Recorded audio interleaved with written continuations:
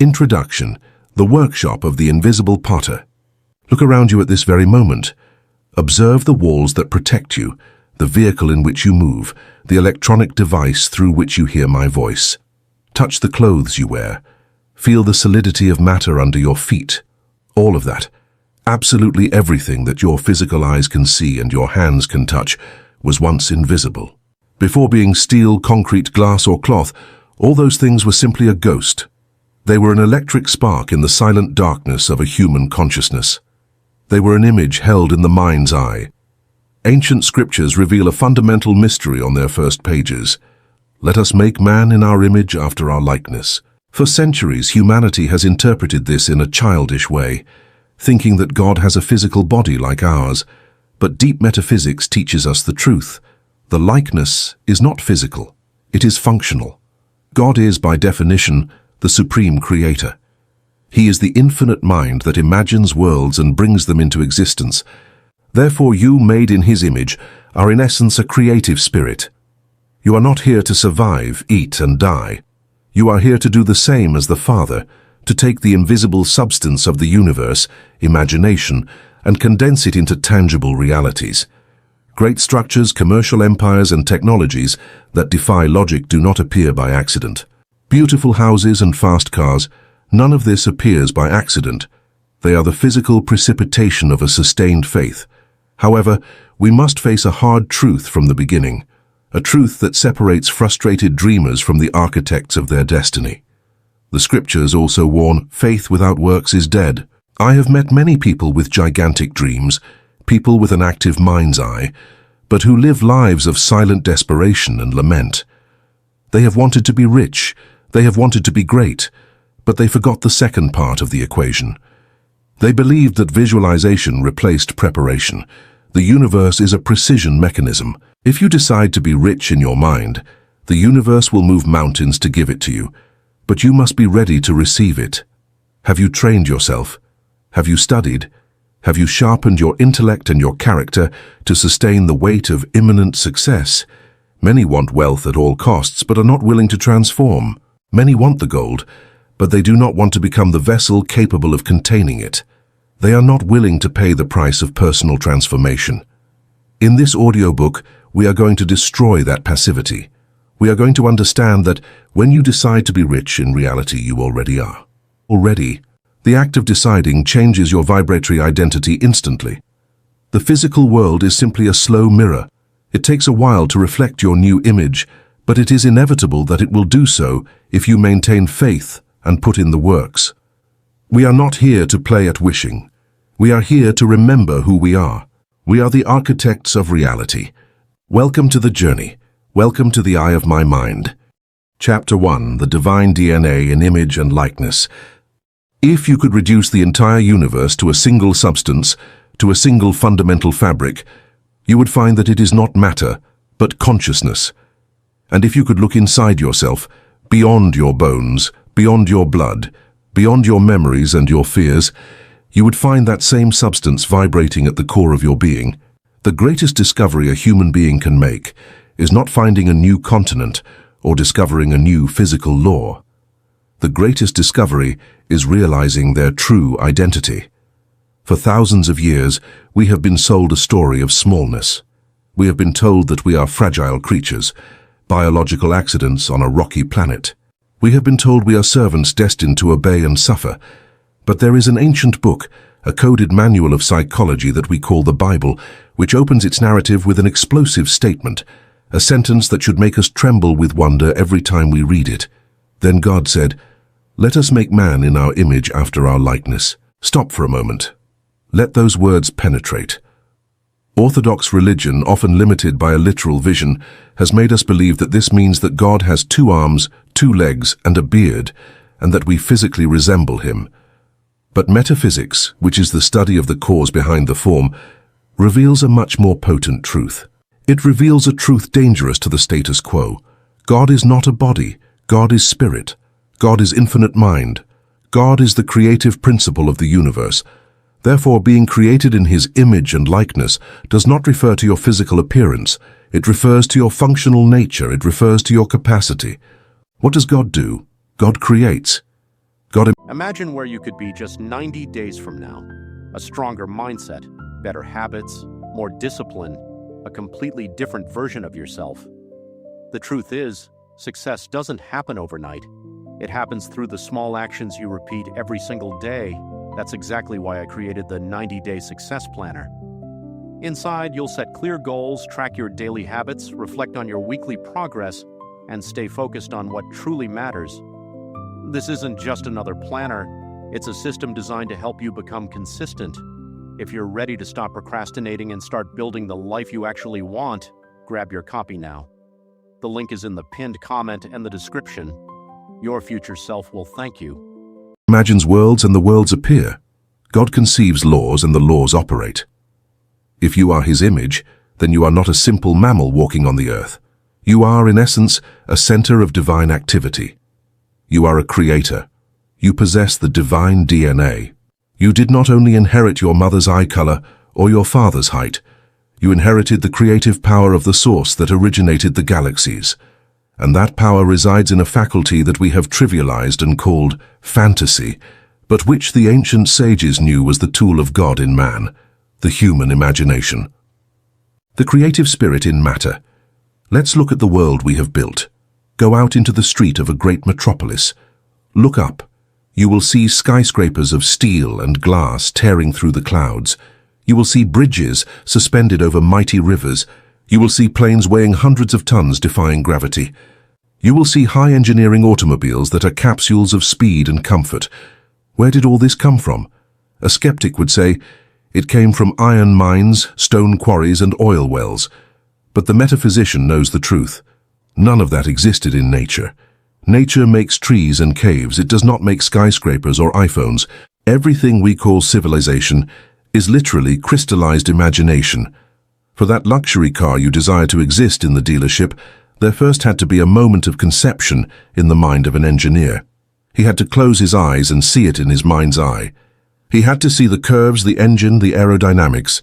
He had to see it before a single screw existed in the physical plane. That engineer was using his divine DNA.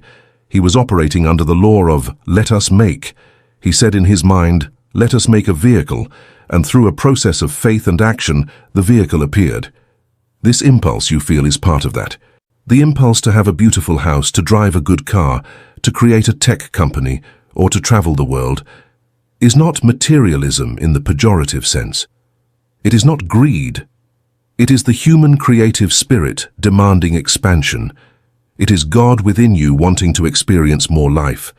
Poverty and limitation are not holy. Poverty, limitation, and scarcity are a restriction of the divine flow. The Creator is infinite and opulent. Look at nature. It does not create one flower. It creates millions. It does not create one star. It creates billions. Therefore, when you desire prosperity, when you desire to build great structures, you are aligned. You are aligned with your spiritual genetics. Desire is not a bad thing. Desire is the engine of creation. It is the seed of God knocking on the walls of your mind, asking to be born in the material world. The error of passivity, dead faith. However, this is where most people get lost and fall into the abyss of frustration. They have misinterpreted metaphysics. They believe that by having divine DNA, they can sit on the couch, close their eyes, visualize $1 million, and wait for it to fall from the ceiling. They believe in magic, not in law. And the universe does not operate by magic, it operates by law. The scriptures are clear and brutal in this aspect. Faith without works is dead, James 2:26. Having the DNA of God does not guarantee you success, just as having the DNA of an Olympic athlete does not guarantee a gold medal. It does not guarantee a medal if you never get up to train. Potential is one thing, kinetics is another. Imagination is the blueprint, but action is the brick. I have seen men and women with brilliant talents, with grand visions in their mind's eye. They dream of being great entrepreneurs, famous artists, or world leaders. But years pass, and their lives remain the same. They live in complaint. They live lamenting their bad luck. They look at the rich and say, he surely did something illegal, or he got lucky. They do not understand that the difference between the dreamer and the achiever is not the capacity to dream, but the capacity to act. It is the capacity to embody the dream through work. God provides the vision and the resources, but you must provide the movement. There is a metaphysical story about a man who asked God to win the lottery every day. After years of prayers, a voice thundered from heaven. "Son, please help me a little to at least buy a ticket." This parable, though comical, contains a tragic truth. Many people want the house, but they don't want to learn about real estate. They want the million-dollar business, but they don't want to read sales books, nor learn accounting, nor wake up early to work on their product. They want the harvest without the sowing. And that violates the law of divine DNA. God is a worker. "My father has been working until now, and I have been working," said the master. Creation is a dynamic act, not a passive one. Training, the vessel of success. If you accept that you are created in the image of God, you must accept the responsibility to prepare yourself to be a God on earth, a conscious creator. Imminent success is a charge of high-voltage energy. Wealth is energy. Fame is energy. Power is energy. If you try to channel 1,000,000 volts of success through a thin and poorly prepared wire, an ignorant, lazy, or untrained mind, what happens? The wire melts. We see this all the time. People who win the lottery or inherit fortunes without being mentally prepared. In 2 years, they have lost everything. Their lives are destroyed. Why? Because they had the money, the external energy, but they did not have the vessel, the internal structure. When you decide to be rich, the universe says, "Granted. Now, get ready to receive it." That preparation implies study. It implies discipline. It implies changing who you are. If you want to be a great entrepreneur, the divine DNA in you demands that you study the markets, that you understand human psychology, that you perfect your public speaking, that you master your emotions. Ignorance is the only real sin in metaphysics. Ignorance is choosing to live in darkness with the switch in your hand. There are people who live lamenting, "I just didn't have opportunities." The metaphysical truth is that opportunities float around us all the time, but only the prepared mind can see them and catch them. Luck is simply what happens when preparation meets opportunity. If you are not prepared, the opportunity will pass you by. You won't even recognize it. Or worse yet, you will see it, try to take it, and fail because you lack the intellectual and emotional tools to sustain it. The collapse of time. You are already rich. Now let's go deeper into the most radical concept of this chapter. If you have the divine DNA, if your imagination is God in action, then linear time is an illusion that you must learn to transcend. In the spiritual plane, there is no "I am going to be," there is only "I am." When God presented himself to Moses, he did not say, "I will be what I will be." He said, "I am that I am." The name of God is I am. It is present tense. Therefore, when you say, "I want to be rich," you are affirming that you are not. You are decreeing lack. You are putting wealth in the future. The future is a horizon that never arrives. It always recedes as you walk. The metaphysical secret to activating your divine DNA is to assume the identity now. When you truly decide to be rich, in that precise instant, you already are. Why? Because you have changed your state of consciousness. You have moved your psychological dwelling from the neighborhood of poverty to the neighborhood of abundance. Perhaps your bank account still shows 0. Perhaps you still live in a small apartment. It doesn't matter. Those are the current facts, but they are not the truth. Facts are temporary. Facts are the result of your past thoughts. The truth is what you are creating right now in your mind's eye. If you walk, talk, think, and prepare yourself as a rich person, physical reality has no choice but to reorganize itself to match your new identity. It is a law. Like attracts like. If your internal vibration is of wealth, the external world must reflect wealth. But here is where the struggle we were talking about comes in. It is not a struggle against the world. It is a struggle against your old habits. The struggle is getting up every morning and studying finance even if you are broke. The struggle is working on your project with excellence even though no one is paying you yet. The struggle is maintaining the posture of a king when circumstances treat you like a beggar. That is the work that accompanies faith. You are acting as if, and by acting as if, you are inviting that reality to embody. The lament of the living dead. Let's look with compassion but with clarity at those who live lamenting. There are millions. They fill bars and social networks with their complaints. The government is to blame. My boss doesn't value me. I was born in the wrong country. What are they really doing? They are denying their divine DNA. They are abdicating their throne. They are saying, I am not the creator of my reality. They are the creators, and I am the victim. This is the ultimate metaphysical blasphemy. Believing that something external to you has more power than the presence of God within you. The person who lives lamenting has buried their talent. Remember the parable of the talents. To the one who buried his talent out of fear, even the little he had was taken away. To the one who invested and multiplied his talents, preparation, action, risk, more was given. Life does not reward need. It rewards the seed. And the seed is your intention joined with your action. Do not join the chorus of laments. Leave the cemetery of broken dreams. That cemetery is full of people who waited for the perfect moment. The perfect moment does not exist. The only moment is now. The divine DNA only works in the present. You have the capacity to create houses, cars, technology, art, and wealth. That capacity is not in the government. It is not in the economy. It is not in your family.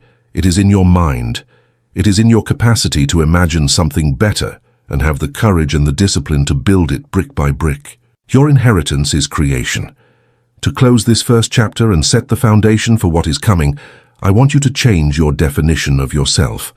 Look at yourself in the mirror today and do not see your wrinkles, nor your tiredness, nor your past. Look through your pupils and recognize the Creator who lives there. Tell yourself, I am a center of expression for the primal creative will. My mind is the workshop of God. My hands are the tools of the infinite intelligence. I was born to create, not to compete. I was born to build, not to beg. Wealth is your birthright, but you must go claim it. It is not handed over to the passive. It is handed over to those who have the audacity to believe in their vision and the tenacity to train for it. Imminent success is waiting for you to rise to its level.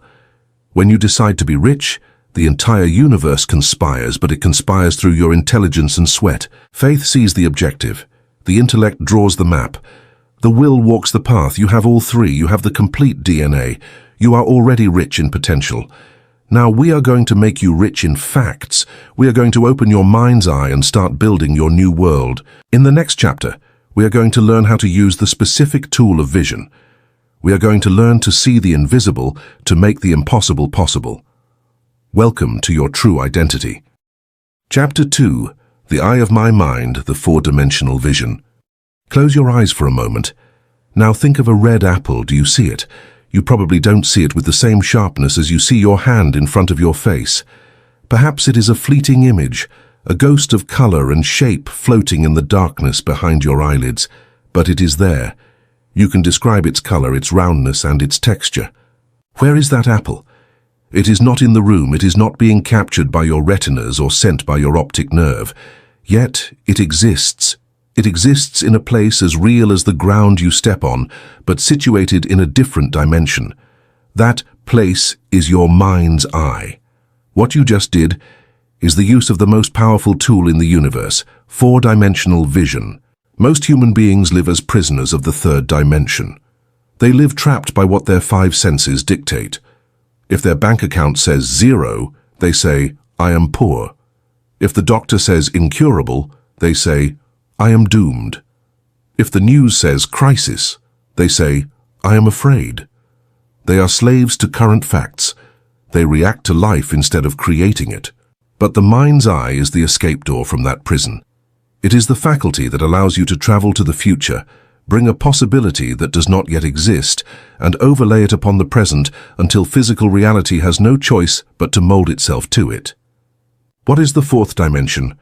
Physicists tell us that we live in 3 dimensions of space and 1 of time, but mystics and great metaphysicians, from William Blake to Neville Goddard, have always known that a superior dimension exists which penetrates and envelops this physical world. It is the world of imagination. In this dimension, limits of time and space do not exist. In imagination, you are already rich. In imagination, you are already healthy. The house you desire is already built. It is not a lie you tell yourself. It is a vibratory reality that exists at a higher frequency. Your mind's eye is the sensory organ that allows you to see in that frequency. The tragedy of modern education is that it teaches us to trust only our physical eyes. They tell us, seeing is believing. But the mind's eye operates under the opposite law, believing to see. You must understand this.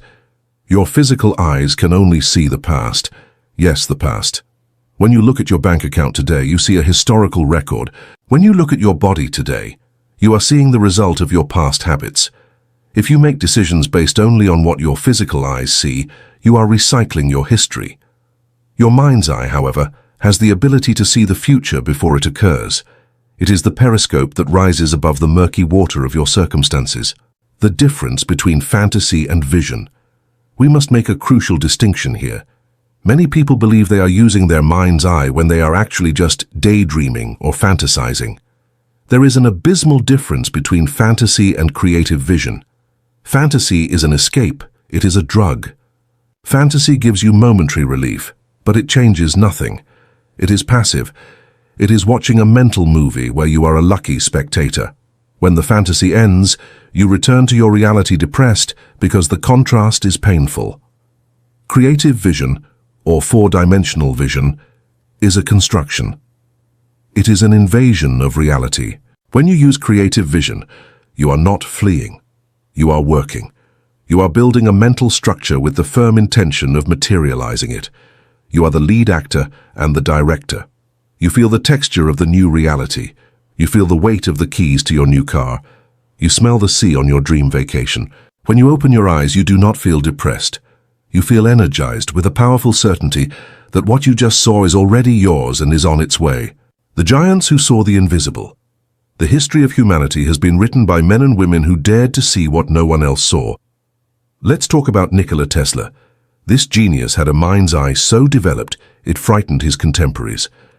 Tesla did not use paper blueprints. He did not build physical models. He built entire machines in his mind. He ran turbines mentally for weeks. He observed in his imagination if there was friction, if any part wore out, or if the balance was correct. He corrected the errors in his mind. And when he finally built the physical machine, it worked exactly as he had visualized it. He said, "My inventions are real in my mind long before they are real in my laboratory." Tesla did not invent. Tesla downloaded realities from the fourth dimension. Think of Henry Ford.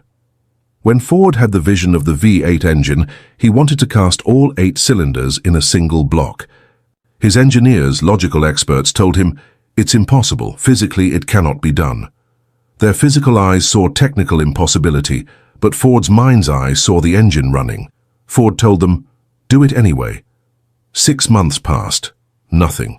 A year passed. Engineers said, "Sir, it's impossible." Ford replied, "I want it, and I will have it." He kept holding the vision against all physical evidence. Finally, the secret was revealed. The V8 engine became a reality and changed the automotive industry forever. The vision always wins because the vision dictates what matter must do. The workshop of the mind. You have that same power. Your mind is a workshop. The problem is that most people have abandoned their workshop. They leave the windows open and allow any thief, negative thoughts, news, fears to soil the machines. They let the machinery rust through inactivity. Or worse, they use the workshop to build monsters. Did you know that worry is simply the negative use of your mind's eye?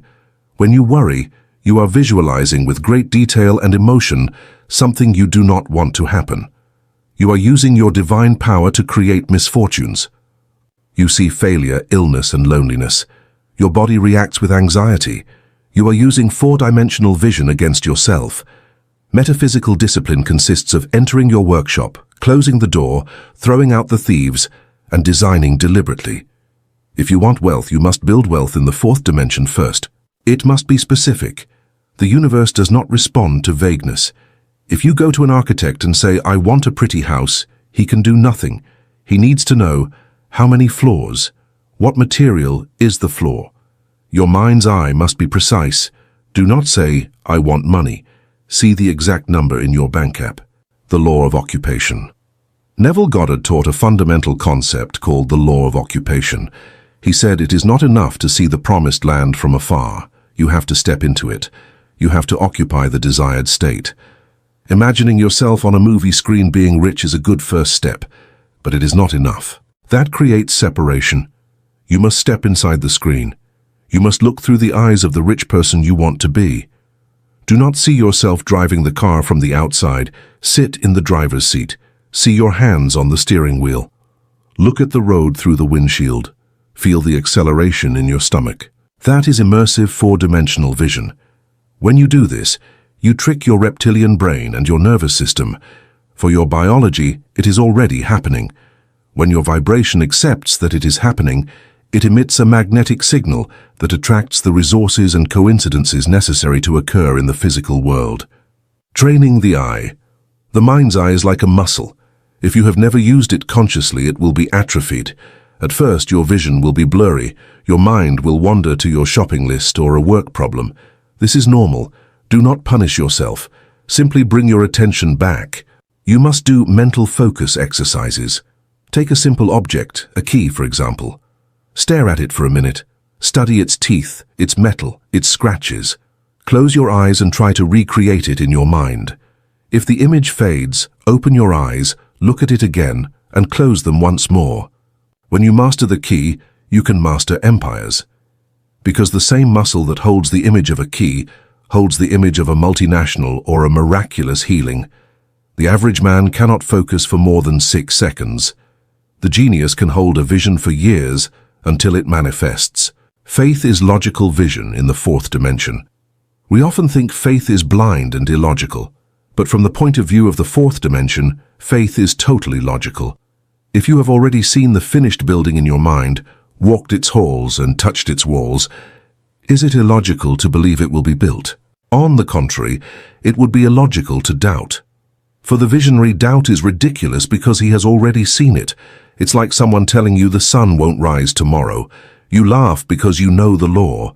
The man who has used his mind's eye with precision knows the law of gestation. He knows the seed has been planted in the fertile soil of imagination. He knows the harvest will arrive. He does not worry about the how or the when. He knows the what is already a fact in the mental plane. This calm certainty is what we call faith. Faith is knowing it has already happened. The challenge of double vision. From now on, you will live with double vision. Your physical eyes will show you the current world. Bills, problems, limitation. You must respect that world, but you must not believe in it as the final reality. At the same time, your mind's eye will be fixed on the higher truth. You will walk through the physical world seeing ruins, but in your mind you will be walking through palaces. Eventually, the ruins will turn into palaces. This is the alchemy of the visionary. Do not tell your vision to just anyone. The mind's eye is intimate.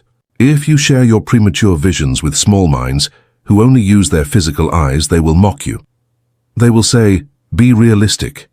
They will try to drag you back to the world of limiting facts. Protect your vision. Keep it in the sanctuary of your mind. Let the results speak for you. Your task as an architect. Your task at the end of this chapter is simple but profound. Stop being a consumer of reality and become an architect of reality. Tonight, before sleeping, do not review the day's problems. Use those magic minutes to turn on the projector of your mind. Design your ideal life. Do not see it as something far away. Bring it to the here and now. Feel the silk sheets of your millionaire bed, even if you sleep on cheap cotton. Feel the gratitude of being who you want to be. Fall asleep in that assumption. You are planting the seeds that will grow tomorrow. Your mind's eye is Aladdin's lamp. It has always been there, covered in dust. Now you know it exists. Now you know how to rub it.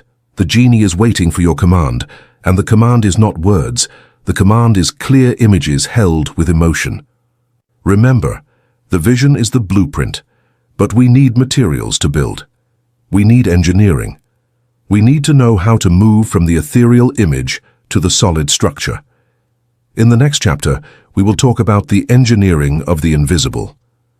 Open your inner eyes. The journey has just begun. Chapter 3. Engineering of the Invisible. blueprints and structures. Imagine walking through a vacant lot. There you see a massive pile of bricks, bags of cement, steel beams, glass, electrical cables and pipes. All the materials are there, piled up in a disordered chaos. If you sit and wait for 1,000 years, do you think those materials will join on their own to form a skyscraper? Do you think the wind will blow with just the right force to place the bricks in a row, and the rain will mix the cement in the perfect proportion? The answer is obvious. No. Matter by itself tends toward entropy, toward disorder. For that pile of inert materials to become a functional, habitable, and beautiful structure, an ingredient is needed. This ingredient is not material. It is something you cannot touch, nor weigh, nor measure with a physical ruler. A blueprint is needed. Engineering is needed. Welcome to the Department of Engineering of the Invisible. In the previous chapter, we opened your mind's eye to see the possibility. Now we must learn to structure it. Many dreamers stay in the stage of hazy vision. They say, I want a better life. But the universe, which is the great builder, responds, what does better mean? Do you want a cabin in the woods or a penthouse in the city? Do you want peace or fame, health or aesthetics? Give me the blueprints or I cannot build anything. The engineering of the invisible is the art of translating the desires of the soul into clear technical specifications so that infinite intelligence can execute them. Chaos versus cosmos. The word cosmos comes from the Greek and means order. The universe loves order. Nature is pure mathematics. From the spiral of a galaxy to the hexagonal structure of a honeycomb, everything follows a precise geometric pattern. However, the mind of the average human being is a chaos.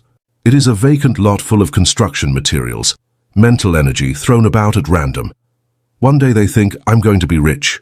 The next day they think, the economy is terrible, I'd better save. One day they want a sports car. The next day they feel guilty for being materialistic. They are confusing the contractor. They are delivering contradictory blueprints to the great contractor, God's subconscious, every day. On Monday you deliver the blueprint for a palace. The invisible bricklayers start working. On Tuesday you get scared and deliver the blueprint for a bunker. The bricklayers have to demolish what they did and start over. On Wednesday you doubt yourself and deliver the blueprint for a shack. At the end of your life you look back and see a pile of half-built rubble, and you say, the law doesn't work. The law worked perfectly. It built exactly what you asked for in your confusion. The lack of a defined mental structure is the primary cause of failure, the technical specification of desire. If you are going to hire an engineer to build your house and you tell him, I want a big and pretty house, the engineer cannot work. Big is subjective. Pretty is an opinion. The engineer needs measurements. He needs to know. How many square meters? How many rooms? What kind of foundations? Where do the power outlets go? The engineering of the invisible demands the same precision from you. If you want wealth, do not ask for money. Money is paper. Ask for a lifestyle. Ask for a net figure. Ask for a specific cash flow. Define the structure. If you want a car, do not visualize a car. Go to the dealership, physical or online. Look at the model. Smell the leather. Decide on the color. Learn what engine it has. When you have those details, you are creating an etheric mold. The spirit is like water. It has no shape. It takes the shape of the vessel that contains it. Your mental blueprint is that vessel. If your blueprint is vague and has holes, the energy spills and dissipates. If your blueprint is solid, airtight, and detailed, the energy condenses and solidifies into matter. The rigidity of the blueprint, the flexibility of the method. Here is a critical distinction that confuses many students of metaphysics. In physical engineering, the architect also decides how it is built, foundations first, then columns. In the engineering of the invisible, you are the architect, but you are not the contractor. You design the what, the end result. The universe designs the how, the means. If you try to design the how, I'm going to win this money through the lottery on Friday, or I'm going to get this job specifically through my uncle, you are micromanaging the universe. You are limiting the supply lines. Your blueprint must be rigid in the end result.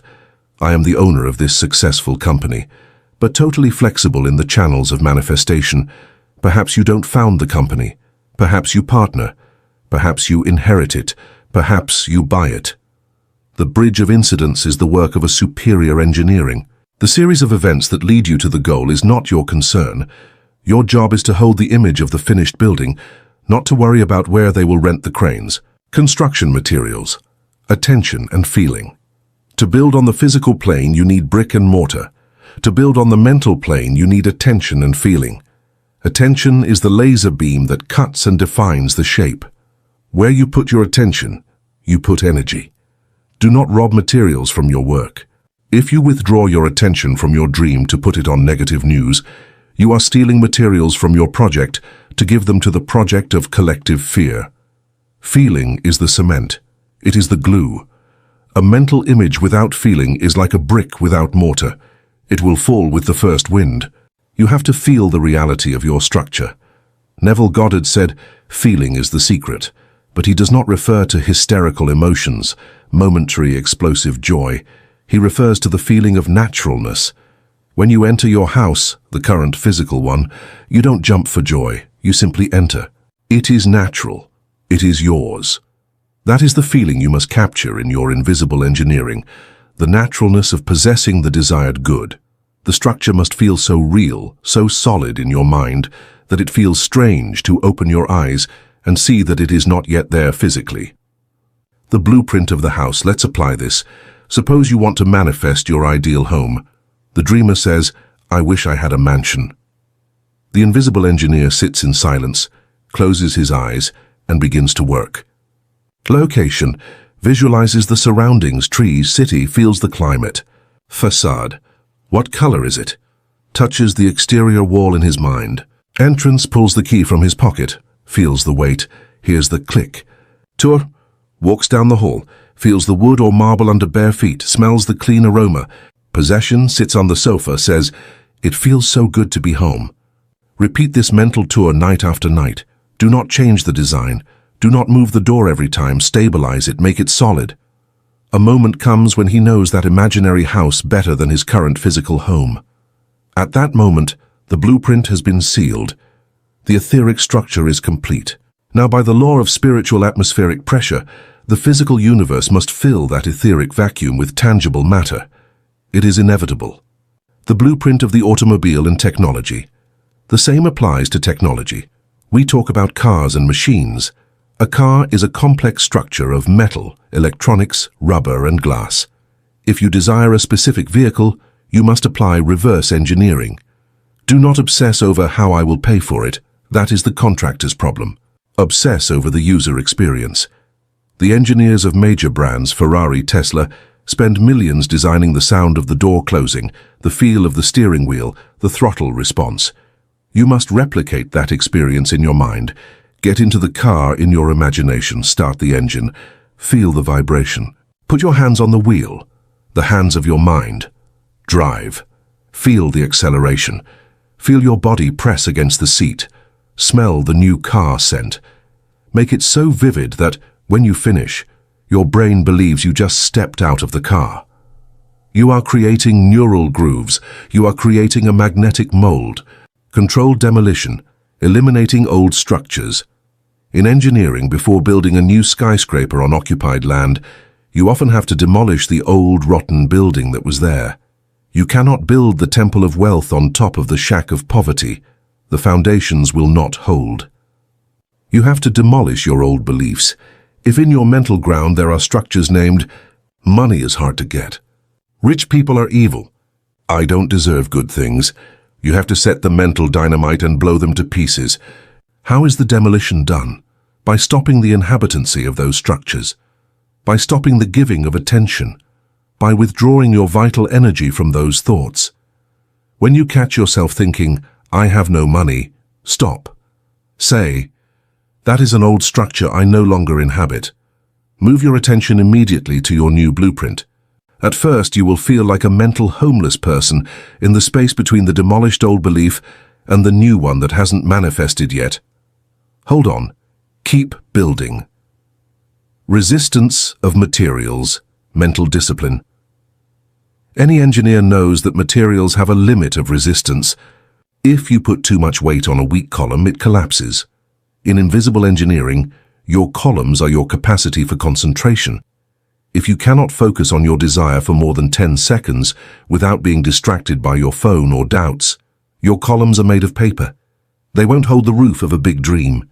You have to reinforce the steel of your mind. This is called a mental diet, but here we treat it as structural integrity. Every time you doubt, you make a crack in the concrete of your new reality. A small doubt is okay. It can be patched. But chronic doubt and constant fear are structural earthquakes.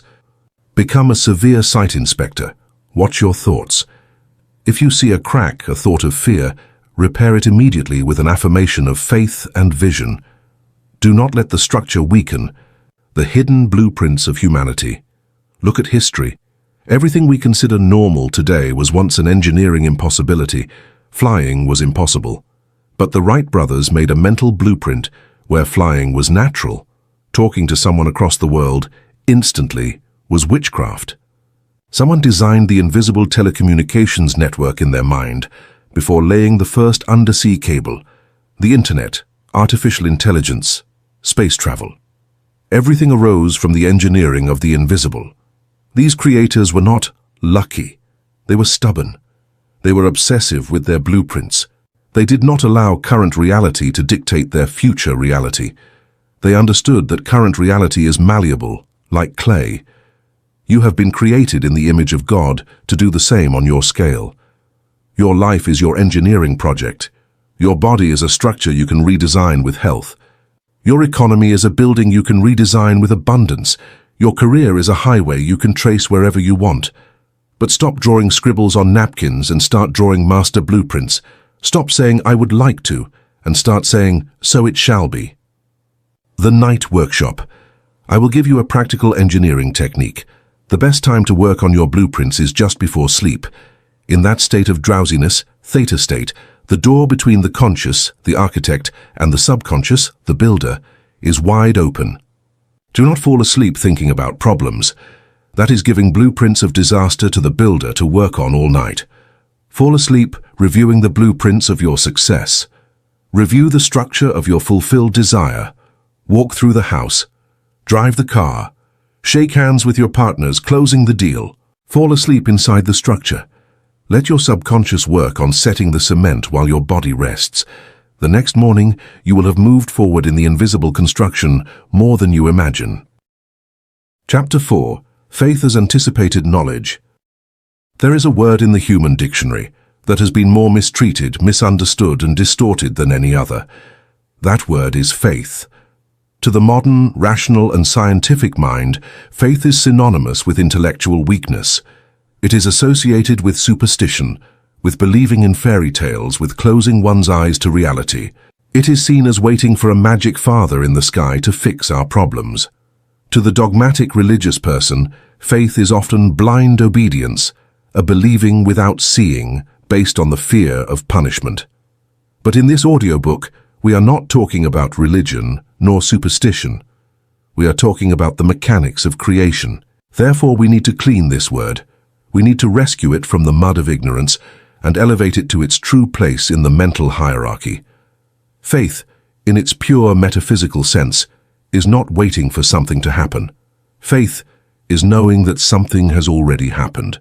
Faith is not a sentimental desire. Faith is anticipated knowledge. It is the ability to see the end before the beginning.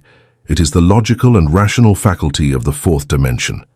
In this chapter, you are going to stop trying to have faith, and you are going to start exercising faith, like one exercises a law of physics. The master definition: substance and evidence. Let's go to the source. The author of the letter to the Hebrews in chapter 11, verse 1, gave us the most precise technical definition ever written about this power. Now faith is the substance of things hoped for, the evidence of things not seen. Let's analyze this carefully. Let's use the metaphysical microscope, going to the original Greek, because modern translations often dilute the power of the message. The Greek word used for certainty, or substance, is hypostasis. Hypo means under, and stasis means that which stands, or support. It is the foundation. In ancient times, the word hypostasis was used in legal terms to refer to a title deed. Think about it. If you have the title deed to a house in your hand, do you need to be inside the house to know it is yours? No. You can be 1,000 miles away. You may not have seen the house in 10 years. But if you have the hypostasis, the legal paper in your hand, you have the absolute certainty that the house belongs to you. No one can take it from you. You have authority over it. Faith, then, is not a volatile feeling. Faith is the mental title deed of your desire. It is your cosmic legal document. When you have faith, you are holding the cosmic legal document that says, "This is mine," even though your physical eyes do not yet see it. The second key word is conviction, or evidence proof, which in Greek is elenkos. Elenkos means legal proof, or evidence presented in a trial. The Bible does not say that faith is imagining things that do not exist. It says that faith is the evidence of things not seen. Faith is the proof. If you feel within yourself the certainty that you are rich, even if your pocket is empty, that feeling is not an illusion. That feeling is the tangible evidence. It is evidence in the mental plane that wealth exists and is on its way. It is the shadow that the future casts upon the present. The acorn and the oak, X-ray vision. To understand faith as logical knowledge, let's look at nature. Imagine you are holding an acorn in your hand. If you ask a child or an uneducated person what that is, they will tell you it's a small, hard nut. Their physical eyes only see the current shell. But if you give it to a botanist or a wise farmer, they look at the acorn and say, "This is a forest." Are they hallucinating? No. They have anticipated knowledge. They know by biological law that within that small shell is encoded the complete genetic map of a giant oak, its deep roots, its massive trunk. The oak is already in the acorn. It is only a matter of time and nutrition. Faith is the ability to look at the acorn of your current desire, your business idea, your small project, your budding relationship, and see the giant oak it will become. The skeptic looks at your small garage business and mocks you. The skeptic says, "You are a dreamer, you have no capital, this is nothing." He only sees the acorn. You, the metaphysician, look at your business and say, "This is a multinational." You see the oak, and because you see the oak, you treat it like an oak. You water it, you care for it, you protect it. And because of your faith, your correct vision, the oak emerges. Faith does not create the oak from nothing. Faith recognizes the potential that was already latent and allows it to unfold. Without faith, you would throw the acorn in the trash, thinking it is worthless. Faith is the intelligence to keep your dreams. Faith versus hope, the vital difference. Here lies a trap in which millions of believers fall. They confuse faith with hope. They seem like sisters, but vibrationally they are opposites.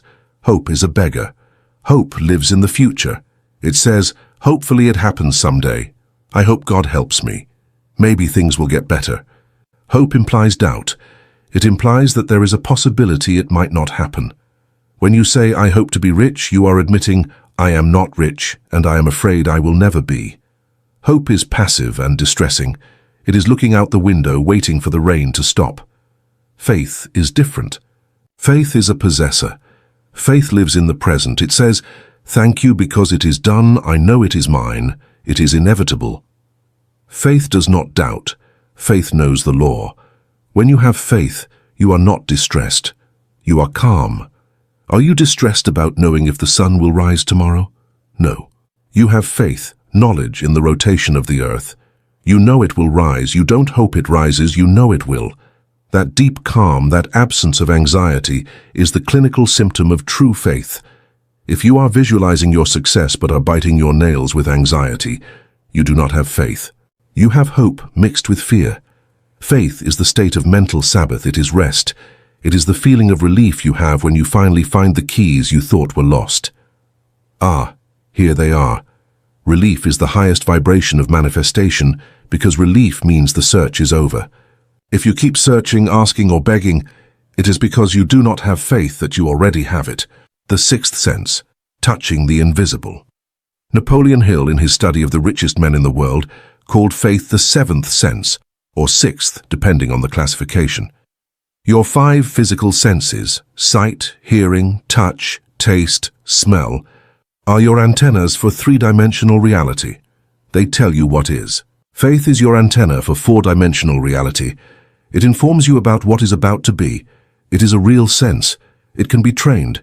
Imagine entering a totally dark room. You can see nothing. But as you enter, you stumble upon something solid and recognize by touch that it is a table. Even though your eyes don't see it, you know there is a table. You walk around it so as not to hit yourself. If someone enters and says, "You're crazy," there's nothing there. It's dark. You smile. Your tactile knowledge is superior to their blindness. Faith works the same way. In the darkness of your circumstances, when there is no money, no health, no love, your mind's eye touches the reality of your fulfilled desire. You feel its solidity. You know it is there. Therefore, you walk around that reality. You act accordingly. You make plans for the money you know is coming. You prepare the room for the baby you know you are going to conceive. You buy the clothes for the lean body you know you are going to have. It is not madness. It is trusting your higher sense more than the temporary darkness. The scientist of the mind. We must banish the idea that faith is anti-scientific. Science is based on the premise that we live in an orderly universe governed by laws. If you drop an apple, it falls. Law of gravity. You don't have to pray for it to fall. You trust the law. Metaphysics postulates that there is a law of mental creation. What you hold in your mind with feeling and conviction materializes. Having faith is simply trusting that law with the same security with which a chemist trusts his formulas. When you get on a plane, you have faith in aerodynamics. You don't see the air holding the plane, but you know the law works. When you use your phone, you have faith in the invisible electromagnetic waves that carry your voice. Why is it so hard for you to have faith in your own mental waves? Why do you doubt that your thought has causal power? It is intellectual hypocrisy to trust the invisible laws of physics and doubt the invisible laws of the spirit. The true metaphysician is a spiritual scientist. He says, "I have planted the seed, I have prepared the soil, and now I know that the law of gestation will bring the fruit." It is mathematical. Fear. Faith in reverse. Here is a revelation that can change your life today. Many people say, "I don't have faith. I am very skeptical." That is a lie. All human beings have an immense and powerful faith. Faith is a natural function of the mind, like breathing is a function of the lungs. The problem is that most use that faith in reverse. What is fear? Fear is faith that something bad is going to happen. Think about it. When you worry about the future, you are visualizing a misfortune that does not exist. You are feeling it as real, and you are convinced it will occur. That is pure faith. You are using your mind's eye, the substance, and the evidence to create a disaster. The hypochondriac has so much faith in disease that he manages to create real physical symptoms without having any virus. It is a miracle of negative faith. He who fears poverty attracts it. You don't need to get faith. You already have it. You have too much faith. What you need is to change the polarity of your faith. Stop having faith in your obstacles and start having faith in your possibilities. Stop having faith in the crisis and start having faith in your capacity to prosper. The energy is the same. The mechanism is the same. Only the object of your attention changes. It's like a weapon. You can point it at your foot, fear, or you can point it at the target, success. The weapon is not bad. It is your aim that fails. The test of faith, action. How do you know if you really have faith or if you are just deceiving yourself? There is an infallible test, a test that separates the children from the adults in metaphysics. The test is your behavior. True faith always, invariably, leads to action. If you believe you are going to receive important guests at your house tonight, what do? You clean the house. You prepare dinner. You dress well. You set the table. Your belief forces you to prepare. If you say, "I believe I'm going to be rich," but you spend the day sleeping, you don't believe it. If you don't study, don't invest, and don't improve your skills, then you don't believe you're going to be rich. Deep down, you believe you will remain poor, and that is why your behavior aligns with poverty. You are acting out your true belief. Neville Goddard told the story of a woman who wanted to go to New York but had no money. He told her, "If you really believed you were going, what would you do?" She said, "I would pack my bags." Neville replied, "Then go home and pack your bags." Packing when you have no ticket is a radical act of faith. It is telling the universe, "I am ready, do your part." And the story goes that shortly after packing her bags, she received the money unexpectedly. Faith sets you in motion. If you have faith in your business, you make that difficult call. Paralysis is the evidence of the lack of faith. The persistence of the knower. Finally, faith as anticipated knowledge gives you the gift of persistence. If you know that at the end of the path there is a chest of gold, you don't care if the path has rocks, if it rains, or if you get tired. You keep walking. Why would you give up if you know the gold is there? Only the one who doubts gives up. The one who thinks, maybe there's nothing at the end, I'm wasting my time.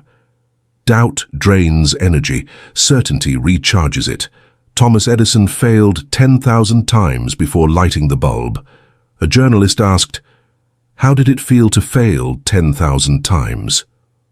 Edison replied, "I didn't fail. I found 10,000 ways that don't work. I knew the light was there." Edison had anticipated knowledge. His faith was not a bet, it was a vision. He saw the light on in his mind before he saw it in the lab, and that vision dragged him through 10,000 failures to success. You must have that same divine stubbornness. When the world says no, you smile and say, "Not yet." When the bank says credit denied, you say, "The money will come from somewhere else." When the door closes, you look for the window, because you know. And he who knows is unstoppable. Your title deed. To conclude this chapter, I want you to retake control of your mind. The next time doubt assaults you, pull out your title deed, your faith. Tell your fears, "I have the evidence. I have it here, in my imagination and in my heart. This reality is mine by right of consciousness." Do not negotiate with current reality. Impose your higher reality upon it. You are a being designed to operate with certainty. Uncertainty is a disease of the soul caused by disconnection from your own divinity. Connect again. Look at the acorn and see the forest. Look at your life and see the glory. Because if you can see it, and you can hold it as unshakable knowledge, there is no power in heaven or on earth that can prevent it from happening. Chapter 5. The Great Lie of Passivity, Faith Without Works. Imagine a farmer sitting on his porch. He has the best land in the valley. He has the best climate. He has a barn full of the most genetically perfect seeds. This farmer knows the law of attraction. He has read every book on metaphysics. So he decides to close his eyes and visualize. He spends the entire day imagining a golden wheat harvest. He feels the breeze moving the stalks. He smells the freshly baked bread. He gives thanks for the abundance that is already his. But he never gets up from his chair. He never plows the land. He never plants a single seed. He never waters. Autumn arrives. His neighbors who worked from sunrise to sunset harvest tons of food. The metaphysical farmer goes out to his field and finds it full of weeds and dry earth. He raises his fist to the sky and screams, "The law doesn't work. God has failed me. I had faith and received nothing." Did the law fail? No. The law worked with mathematical precision. The earth gave him back exactly what he gave it, nothing. This farmer represents millions of people in the modern world who have fallen victim to the great lie of passivity. This lie is a virus in the spiritual community. It is the childish and toxic belief that manifestation is a substitute for action. It is the idea that God, or the universe, is a cosmic butler who will do your dirty work while you sit and meditate on the sofa. In this chapter, we are going to break that spell and face the most uncomfortable truth. The universe does not do things for you. It does them through you. If your faith has no hands and feet, it is a ghost, and ghosts cannot move bricks in the physical world. The death sentence, James 2:26. Let's return to our instruction manual. The Apostle James wrote a phrase of deep resonance. He wrote, "For as the body without the spirit is dead, so faith without works is dead also." Analyze the analogy. Your body is the physical vehicle, action. Your spirit is the vital energy, faith, vision. A body without spirit is a corpse. It does not move, it rots. This is action without purpose. But a spirit without a body is a ghost. It has no way to interact with matter. It cannot give a hug, sign a contract, or build a house. Faith without works is a disembodied spirit. It is a potentiality that never lands. To say you have great faith, but do nothing to back it up, is a contradiction. True faith is kinetic energy. If it is real, it forces you to move. If you do not move, it is because deep down you do not believe. If you believe there is a bomb in your house, you run. If you believe there is treasure in your garden, you dig. If you don't dig, you are lying. Passivity is the proof of unbelief. The myth of no effort.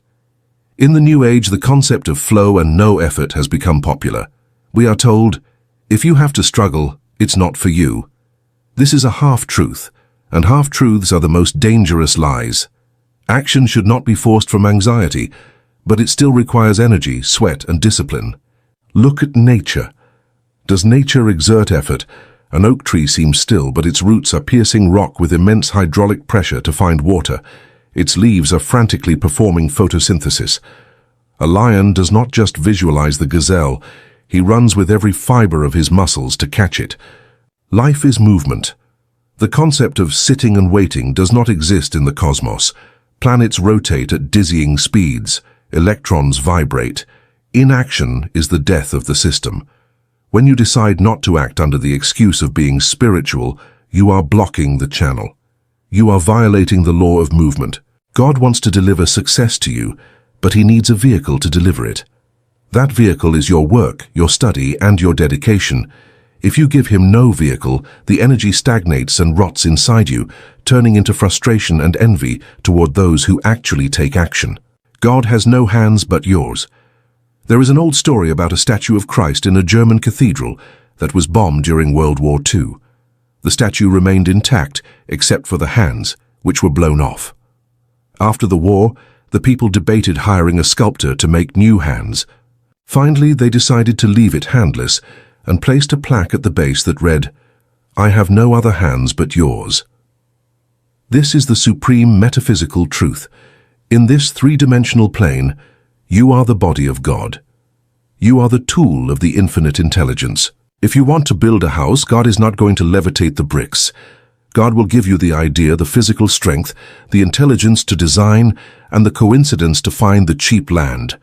But you have to mix the cement. You have to lay the brick. Creation is a partnership. The universe provides 50%, the invisible part, the opportunities, the energy.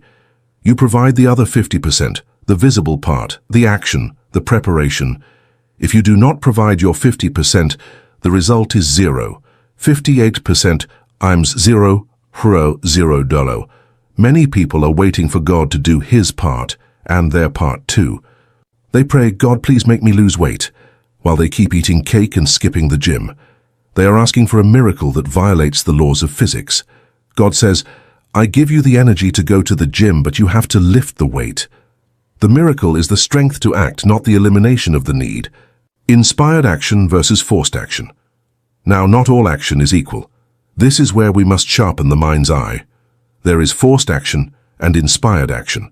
Forced action is born of fear and doubt. It is when you act because you feel, if I don't do it, nobody will. You feel alone pushing a rock uphill. You exhaust yourself. You stress out. You hit closed doors. This action is of low vibration. It is the action of the one who has desperation, not faith. Inspired action is born of vision and faith. First, you visualize. You feel the reality of your success. By doing so, you enter a state of enthusiasm. Suddenly you have an idea. I should call that person. I should write this book. You feel an impulse to move. When you act from there, it doesn't feel like heavy work. It feels like play.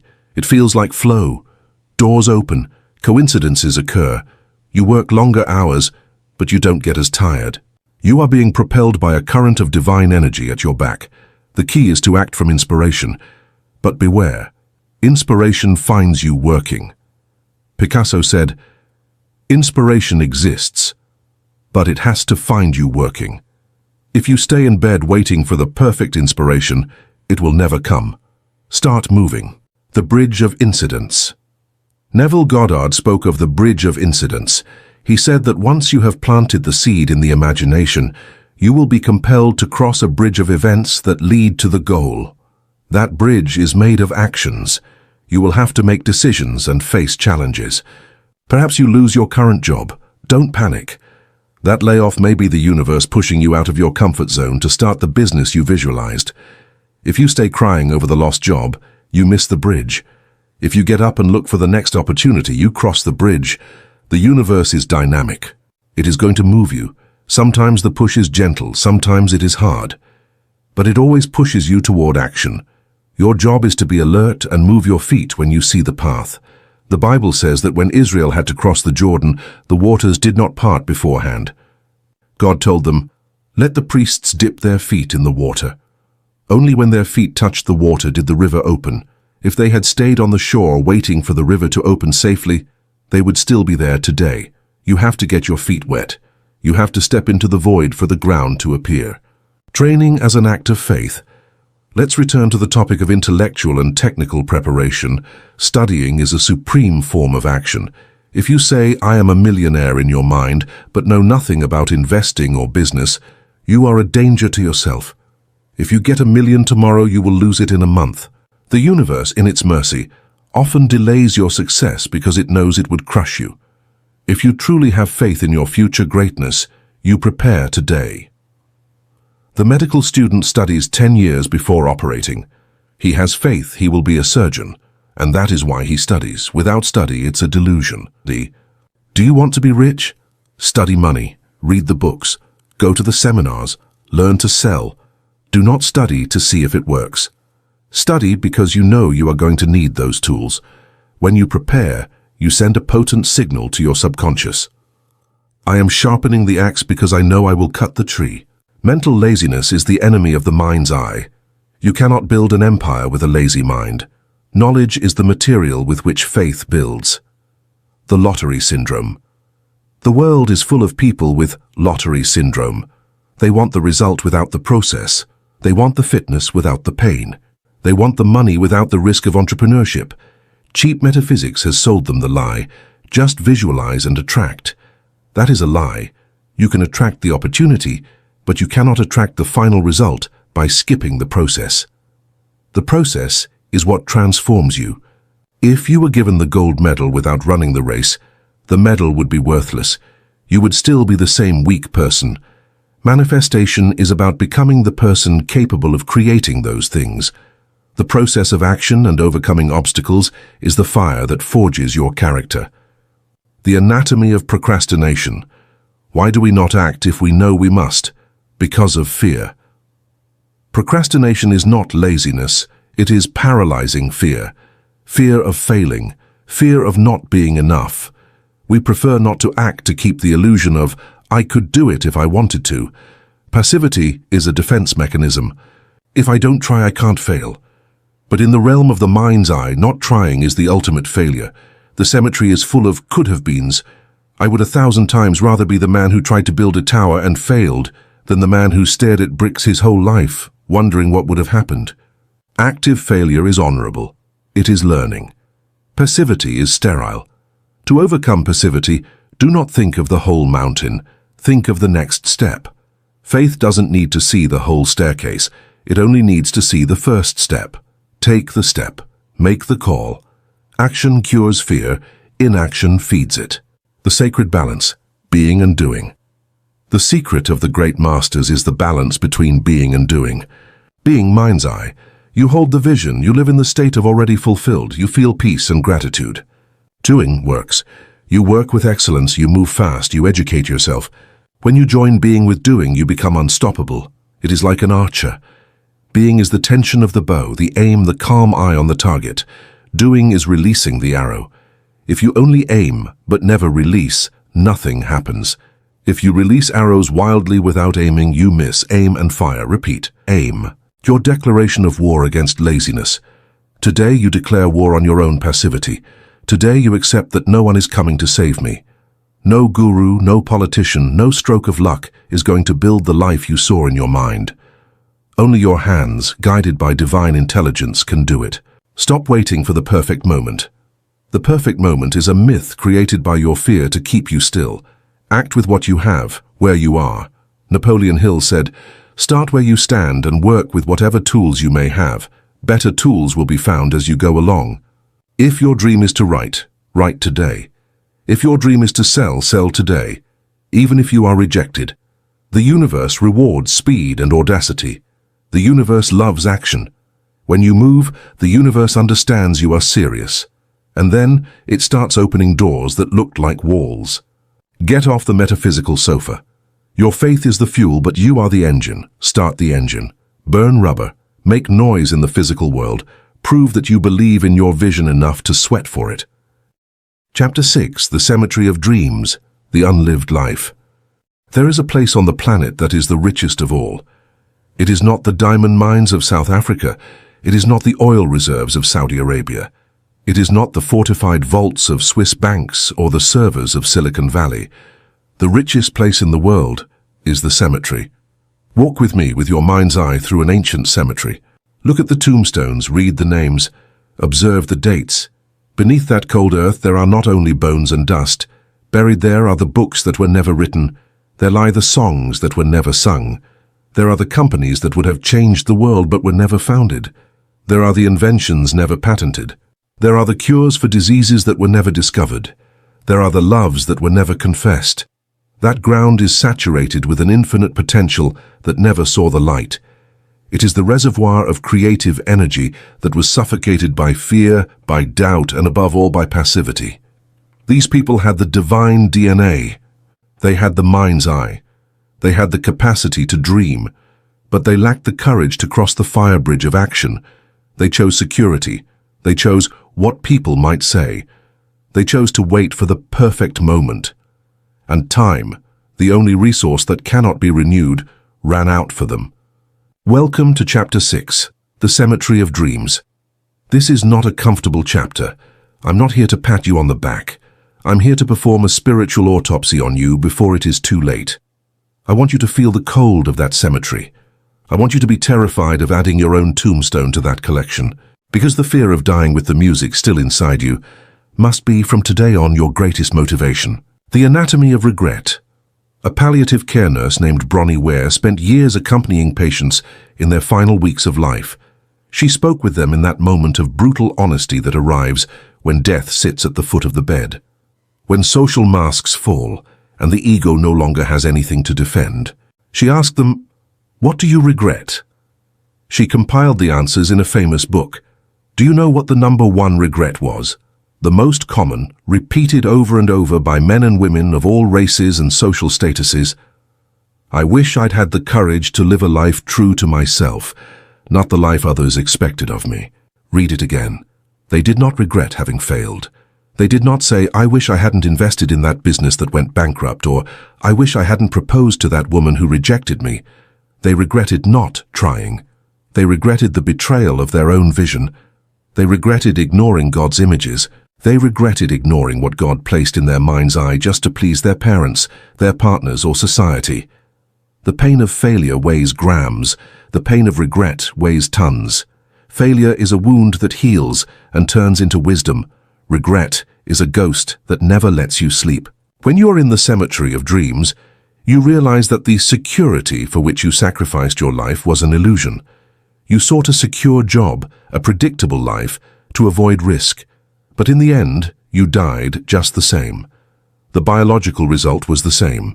The only difference is the content of your soul. Do you reach the end empty, having delivered everything you had, spent, used, squeezed, and happy? Or do you arrive full of could-haves, loaded with intact luggage that is no longer good for anything? The sin of omission. In theology and metaphysics, we speak of two types of errors: sins of commission, doing something wrong, and sins of omission, not doing something good. Society and religion have obsessed us with sins of commission. Do not steal, do not kill, do not lie. But the sin that truly destroys the human spirit is omission. It is knowing you have a talent and not using it. It is knowing you have a word of encouragement and keeping silent. It is knowing you have a business idea and letting it die in a drawer. Metaphysically, when you repress your creative impulse, you are violent. You are committing an act of violence against yourself. Creative energy is divine flow. It is a mighty river. If you build a dam of fear and do not let the river run, the water does not disappear. It stagnates, it rots, it becomes toxic. Depression, chronic anxiety, bitterness, envy. These are often simply unexpressed creativity. They are the result of an unlived life that has fermented within the soul. You look at someone who had the courage to do what you didn't do, and you hate them. You criticize them. That criticism is your own frustrated dream screaming in pain. Every time you say, "I'll do it tomorrow," you are laying another brick in your tomb. Every time you say, "I'm not ready," you are throwing dirt on your own coffin. The cemetery does not wait for your heart to stop beating. There are millions of people who walk the street, go to work, and watch television, but who actually died at age 25, even if they aren't buried until 75. They are functional zombies. They have turned off their mind's eye. They have accepted the script of mediocrity. They have sold their divine birthright for a bowl of stability lentils. Do not be one of them. Wake up, the ghost of who you could have been. I propose a terrifying but necessary visualization exercise. I want you to use your four-dimensional vision right now. Imagine it is the last day of your life. You are on your deathbed. Your breathing is difficult. The lights are fading. Suddenly, in the room, a figure appears. It is a person who looks like you but is different. They are taller. They have a gaze of fire and peace at the same time. They radiate health, power, wisdom, and love. That figure approaches your bed and says, "I am the person you could have become. I am the potential that God put in you. I am the writer of the books you didn't write. I am the leader of the company you didn't found. I am the traveler of the worlds you didn't visit. I am the lover you didn't dare to be. I existed in your mind's eye as a real possibility. I whispered to you 1,000 times, but you ignored me. You preferred fear. You preferred comfort. Now I must die with you. I will never exist in the world. We are a waste." Can you endure that encounter? Can you endure looking into the eyes of your unrealized potential and seeing its disappointment? That is the true hell. Hell is not a place of fire and demons. Hell is meeting the version of yourself you could have been and realizing it is too late. But I have good news for you. Glorious news. You are not dead yet. You are still breathing. Your heart still beats. That final encounter hasn't happened yet. You still have time to merge with that figure. You still have time to become him or her. But time is not infinite. The clock is ticking. Tick, tock. Every second you spend on Instagram watching the lives of others is a second you steal from your own masterpiece. Every day in a job you hate is a gift to death. The myth of risk and security. Why don't we act? Because we are afraid of risk. We believe staying still is safe and moving is dangerous. What if I invest and lose the money? What if I write the book and nobody reads it? Let me tell you something about security. It does not exist. It is a superstition. Life is, by definition, a terminal process. No one gets out of here alive. Security is an illusion sold to you, so you will be a docile gear in the system. Do you think your job is secure? An economic crisis or an AI can eliminate it tomorrow. Do you think your health is secure? Living with fear of loss is ridiculous, because in the end you are going to lose everything anyway, your body, your goods, your status. The only thing you will take with you is what you are. Therefore, the real risk is not failure. The real risk is reaching the end and realizing you wasted your greatness. Helen Keller said it better than anyone. Security is mostly a superstition. It does not exist in nature. Life is either a daring adventure or nothing. Failing is not the opposite of success. Failing is part of success. If you launch your business and go bankrupt, you haven't lost, you've gained data. You have gained experience. You have gained emotional muscle. You are wiser. Your mind's eye has been calibrated better. He who fails is alive. He who tries and falls is moving forward. He who stays on the shore looking at the sea without getting wet is the one who is already dead. The lie of tomorrow. The guardian of the cemetery of dreams has a name. It is called tomorrow.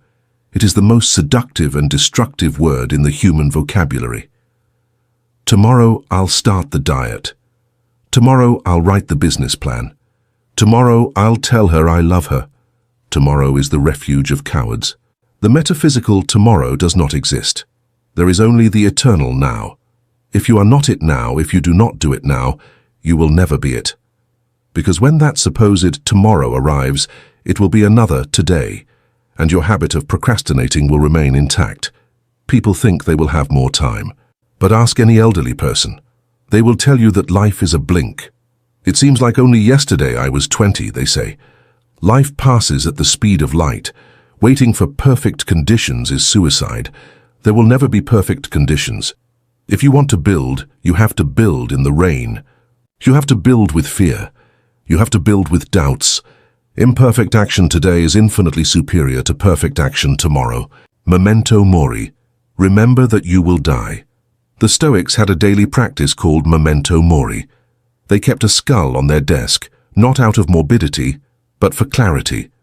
Remembering that you are going to die is the best tool to eliminate noise. When you remember your time is limited, nonsense stops mattering. What they will say stops mattering. Do you care about the opinion of people who are also going to die and be forgotten? Fear of ridicule disappears. Shame dissolves. Only the essential remains: your truth, your mission, your love. Steve Jobs asked himself every morning, if today were the last day of my life, would I want to do what I'm about to do today? If the answer was no for too many days, he knew he had to change something. That is the compass. Use death as your advisor. When you are afraid to make that sales call, ask your death, will this fear matter in 100 years? Death will tell you, no, make the call. Don't take your projects to the grave. Transmute pain into fuel. Perhaps you are listening to this and you feel a knot in your stomach. Perhaps you are already 40, 50, or 60 years old and you feel you have wasted a lot of time. You feel the pain of missed opportunities. Good. Feel that pain. Do not anesthetize it. Do not distract yourself. Let it hurt. Because that pain is nuclear fuel if you know how to use it. The pain of past regret can become the fury of present action. Tell yourself, not one more day. The sleepwalking is over. The living small is over. Use your frustration as a jet engine. Colonel Sanders founded KFC at 65, broke. Grandma Moses started painting at 78. History is full of people who escaped the cemetery of dreams at the last minute. It is never too late to be who you could have been. But you have to start today, not tomorrow. Today, step out of the tomb. This chapter is your resurrection call. Lazarus, come forth. Step out of the tomb of your comfort zone. Step out of the coffin of your excuses. Break the chains of others' opinions. You have a mind's eye capable of seeing empires. You have hands capable of building them. Are you going to let all that miracle rot underground? No, honor the Creator who made you. God did not create you to be mediocre. God did not create you to be a frightened sheep. He created you to be a lion. He created you to leave a scar on the universe, so that when you leave this world, the world cries because a giant is gone. Not that the world remains the same because you were never really here. Your life does not belong only to you. Your life belongs to all those whom your dream could help. If you have the cure for a disease and don't release it, you are responsible. If you have a business that could employ hundreds of families and you don't found it out of laziness, you are responsible for that lack. Your success is a moral duty. Your self-actualization is your gift to the world. So, dry your tears of regret. Forgive yourself for the lost years. The past is dead. But the future, the future is still virgin. The future is wet clay in your hands. Your mind's eye can see a new ending to your story, a glorious ending, an epic ending. But you have to grab the pen and start writing with blood, sweat, and faith. Leave the cemetery. Walk toward life. The struggle starts now, and this time you are going to win. Chapter 7. The Price of Greatness, Training and Study. Imagine you win the lottery tomorrow. The universe, in an act of cosmic generosity, dumps $100 million into your lap. Your mind's eye desired it, and there it is. But what happens if your financial mind is a container the size of a coffee cup? You have an ocean of energy trying to enter a cup. The result is inevitable: overflow and destruction. The money will spill, it will be lost, and in the process, the pressure will break the cup. This is the metaphysical and psychological reason why 70% of lottery winners end up bankrupt, or worse, in misery and addiction. in less than 5 years. They had the manifestation, but they did not have the capacity. They had not paid the price of greatness. They had not expanded their mental container through study, experience, and maturity. Welcome to Chapter 7, The Price of Greatness. Until now we have talked about vision, faith, and action. But action without knowledge is dangerous. A motivated fool is a danger to society. An ignorant dreamer is a potential tragedy. If you accept that you were created in the image of God to be an architect of reality, then you must accept the responsibility of studying architecture. God does not bless mediocrity. God does not bless incompetence. The universe is a vibratory meritocracy. It only delivers to you that which you are capable of sustaining. The law of the vessel. Visualize this. Heaven is always raining abundance. It is a constant rain of opportunities, ideas, and resources. God does not discriminate. It rains on the just and the unjust. But down here on earth, people are holding up containers to catch that rain. Some have a thimble, others have a bucket. Others have built gigantic reservoirs. When it rains, the one with the thimble fills up fast and says, "God is stingy, I only have a drop." The one with the reservoir collects millions of gallons and says, "God is infinite." The rain is the same. The difference is the vessel. What is your vessel? Your vessel is your mental context. It is formed by your education, your technical skills, your emotional intelligence, and your understanding of how the world works. Study, training, and reading are not school chores. They are the process of enlarging your vessel. Every book you read widens the rim. Every skill you master, sales, public speaking, programming, leadership, deepens the bottom. If you want to be a millionaire but have the financial knowledge of an average employee, it is metaphysically impossible to retain wealth. It will leave you. Even if it reaches you by luck, it will go, because your vibratory vessel cannot contain that density of energy. Ignorance is the real sin. In the book of the prophet Hosea, a terrible sentence reads, "My people are destroyed for lack of knowledge." Hosea 4:6. Notice it does not say they were destroyed because the devil attacked them or because they had bad luck. They were destroyed by ignorance. In the world of business and life, what you don't know will hurt you. If you don't know how taxes work, you will lose money. If you don't know how human psychology works, you won't be able to lead or sell, and you will be left alone. If you don't know how your body works, you will get sick. Modern spirituality sometimes falls into the error of despising the intellect. Follow your heart, not your mind, they say. That is dangerous advice if your mind is empty. The heart is the compass, direction, but the mind is the map and the engine, execution. You need intellect. You need sharpness. The mind's eye sees the finished building, but it is your engineering knowledge that calculates the loads so the building doesn't collapse and kill people. The myth of natural talent. You look at the greats, Michael Jordan, Elon Musk, Mozart, and you say they were born with a gift. It is an excuse to avoid effort. Yes, they brought a seed, divine DNA, but that seed was watered with oceans of sweat and study. Mozart studied music from age 3. Kobe Bryant trained at 4 in the morning while everyone else slept. Elon Musk, before founding SpaceX, knew nothing about rockets. What did he do? He didn't sit down to manifest a rocket. He locked himself away to read Soviet aerospace engineering books and advanced physics until he knew more than his employees. Imminent success belongs to the obsessives of learning. If you want to be rich, you have to study to be rich with the same seriousness that a doctor studies to be a surgeon. Would you let yourself be operated on by someone who says, "I didn't go to medical school, but I have a lot of faith"? "I visualize the operation going well and I'm a very good person"? No, you would run away. You demand competence. You demand they spend years studying anatomy. So why do you think the universe will hand you the management of great fortunes or leadership if you are an amateur? The market pays for rarity and value. If your skills are common, your reward will be common, poverty. If your skills are extraordinary, your reward will be extraordinary. Sharpening the axe. Abraham Lincoln once said, "If I had 8 hours to chop down a tree, I would spend 6 sharpening my axe." Most people throw themselves into hitting the tree with a dull axe, massive action without preparation. They hit and hit. They sweat. Their hands bleed. The tree is barely marked. Then they look at the neighbor who spent hours sitting sharpening the blade in silence, study training. The neighbor stands up, gives 3 precise blows, and the tree falls.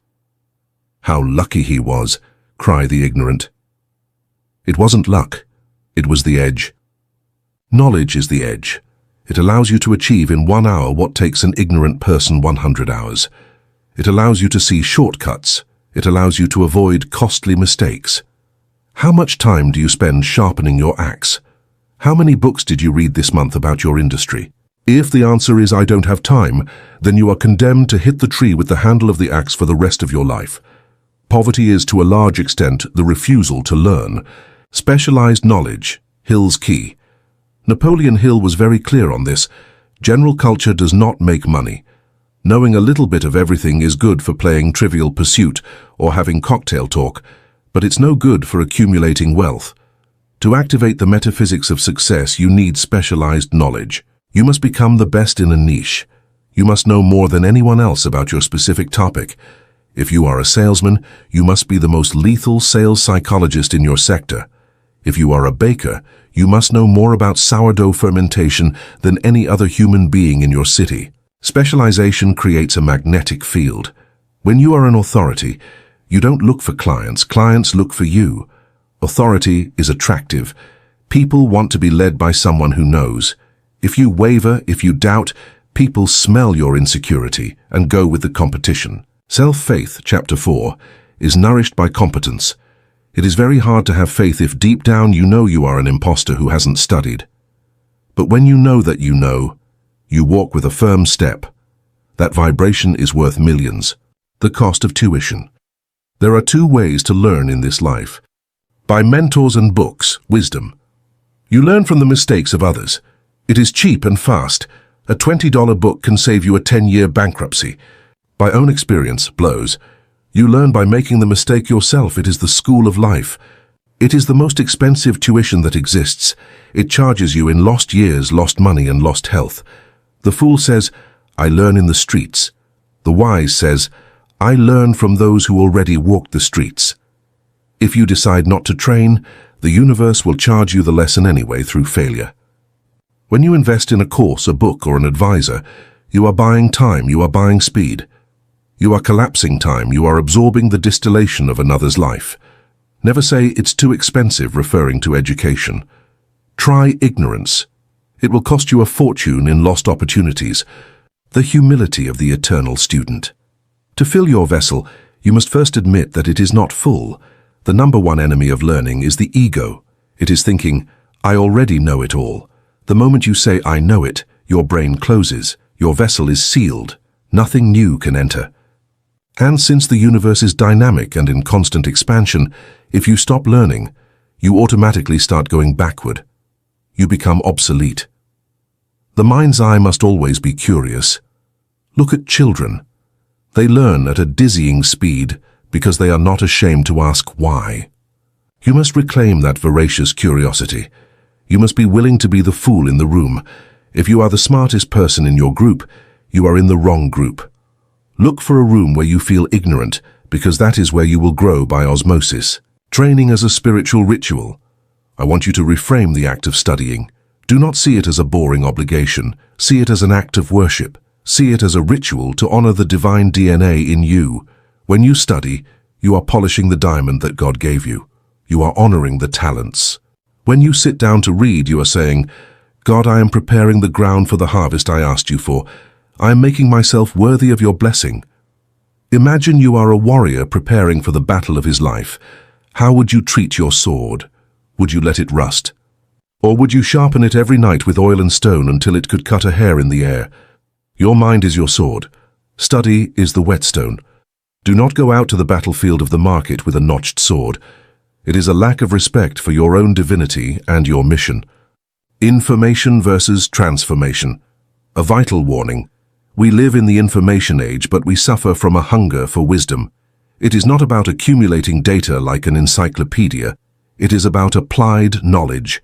Reading 50 books and applying nothing is mental obesity. You become heavy and slow.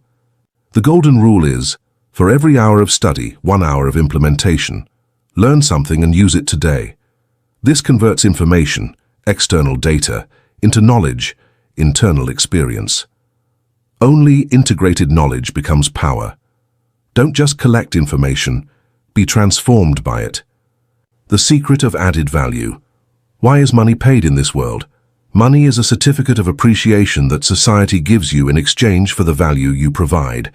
If you provide little value, basic physical work, you receive little money. If you provide much value, you receive much money.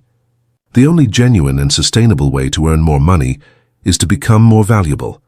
And you become more valuable through training. You cannot give what you do not have. If you want to give million-dollar solutions, you have to have a million-dollar mind. Jim Rohn used to say, "Work harder on yourself than you do on your job. If you work on your job, you make a living. If you work on yourself, you make a fortune." Your personal study plan. At the end of this chapter, I want you to design your own curriculum.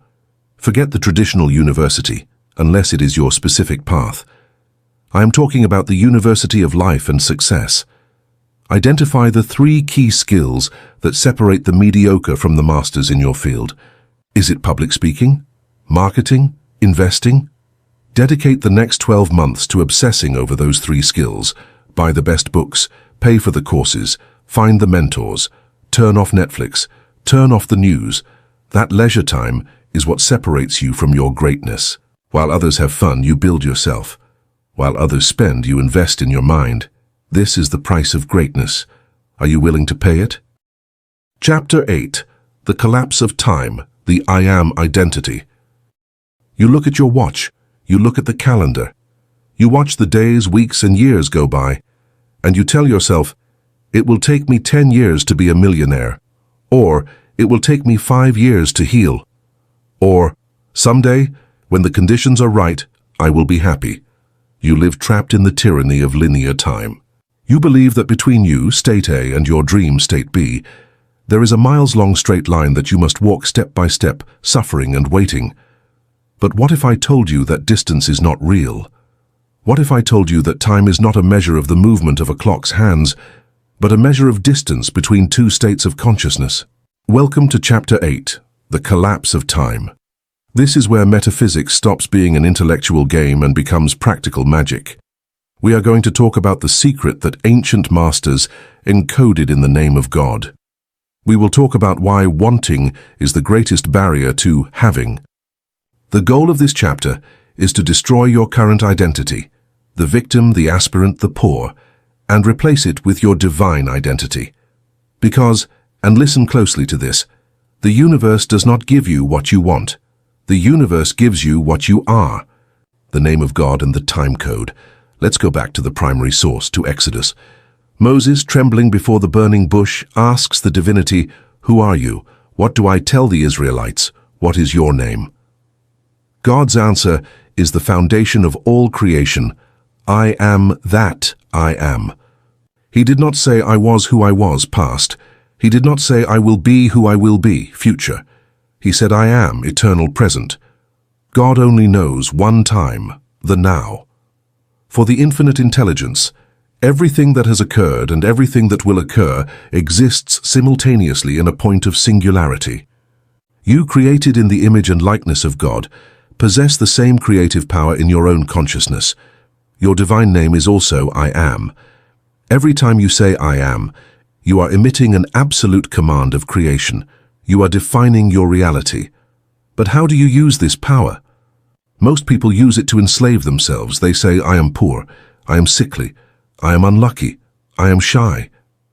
They are using the name of God to sign their own sentence of mediocrity, and worst of all, when they try to change, they use the future tense. They say, I want to be rich, I am going to be successful. By saying I am going to be, you are metaphysically declaring, right now I am not. You are affirming lack.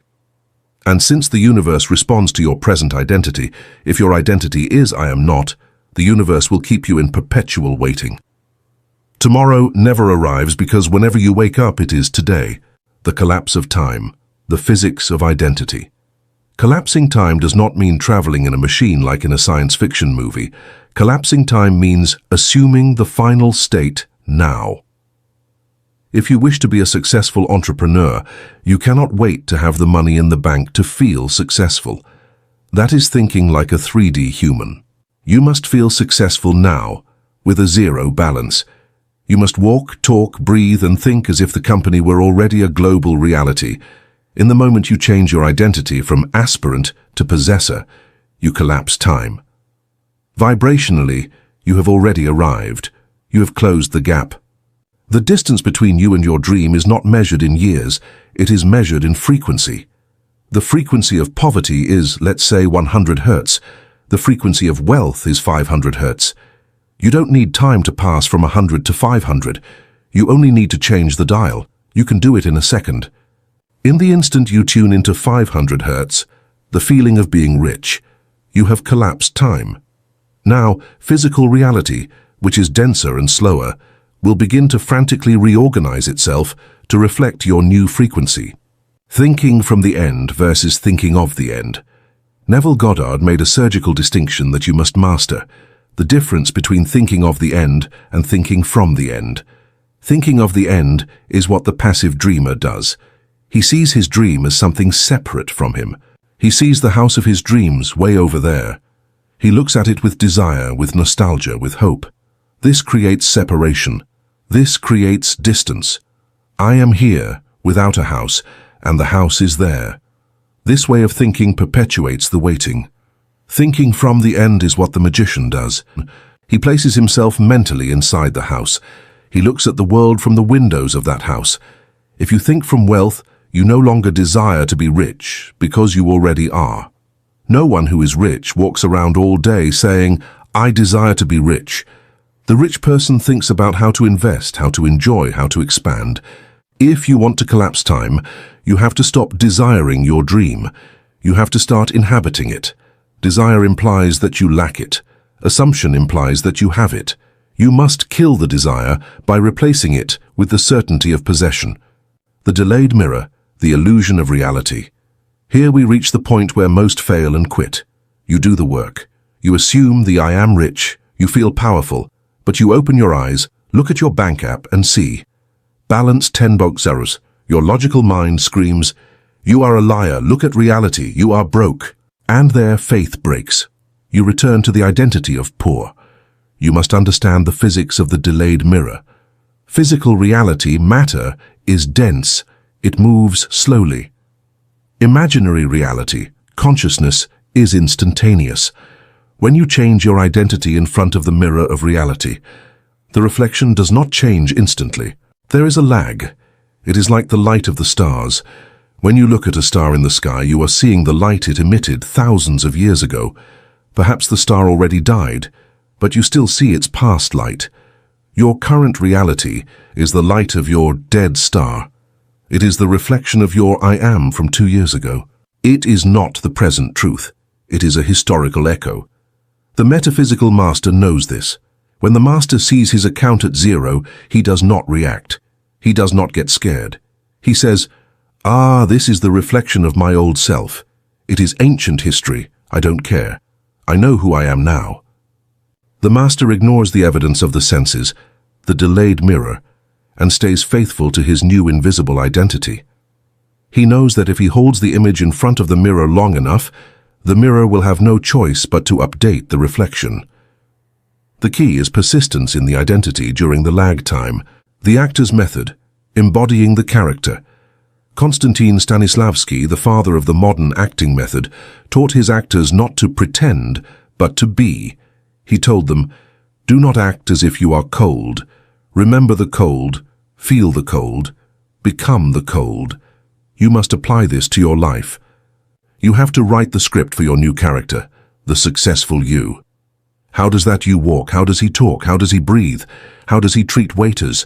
What kind of books does he read? Many people try to change their lives by changing the exterior first. When I have the expensive suit, I will walk with confidence. Wrong. Walk with confidence in your old clothes and the expensive suit will arrive. Change is from the inside out. Start walking as the king of your world. Start speaking with the authority of someone who has already triumphed. Modify your physical posture. When you change your physiology and your psychology to match your vision, You are shouting to the universe, "This is my new frequency. Tune into me." And the universe obeys. This is not fake it till you make it. That implies deception. This is embody it until you are it. It is an act of vibratory truth. The coherence of I am.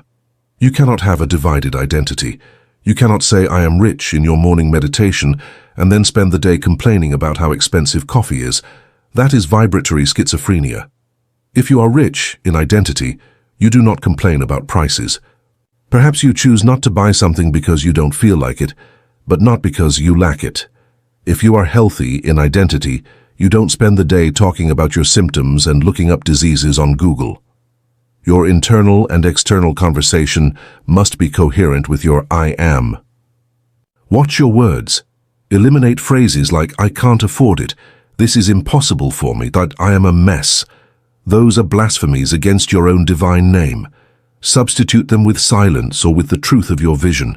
If you can't pay for something yet, don't say "I am poor." Say, "At this moment I choose not to buy it." The death of the old man. For the new you to be born, the rich, the healthy, the loved, the old you must die. You cannot put new wine into old wineskins. Many want success, but they don't want to let go of their victim identity. They are in love with their stories of suffering. It's just that I had a hard childhood. It's just that they betrayed me. It's just that this is how I am. As long as you keep telling your old story, you keep reviving the old man. You keep him connected to a ventilator. You have to disconnect him. You have to hold a psychological funeral for your limited self.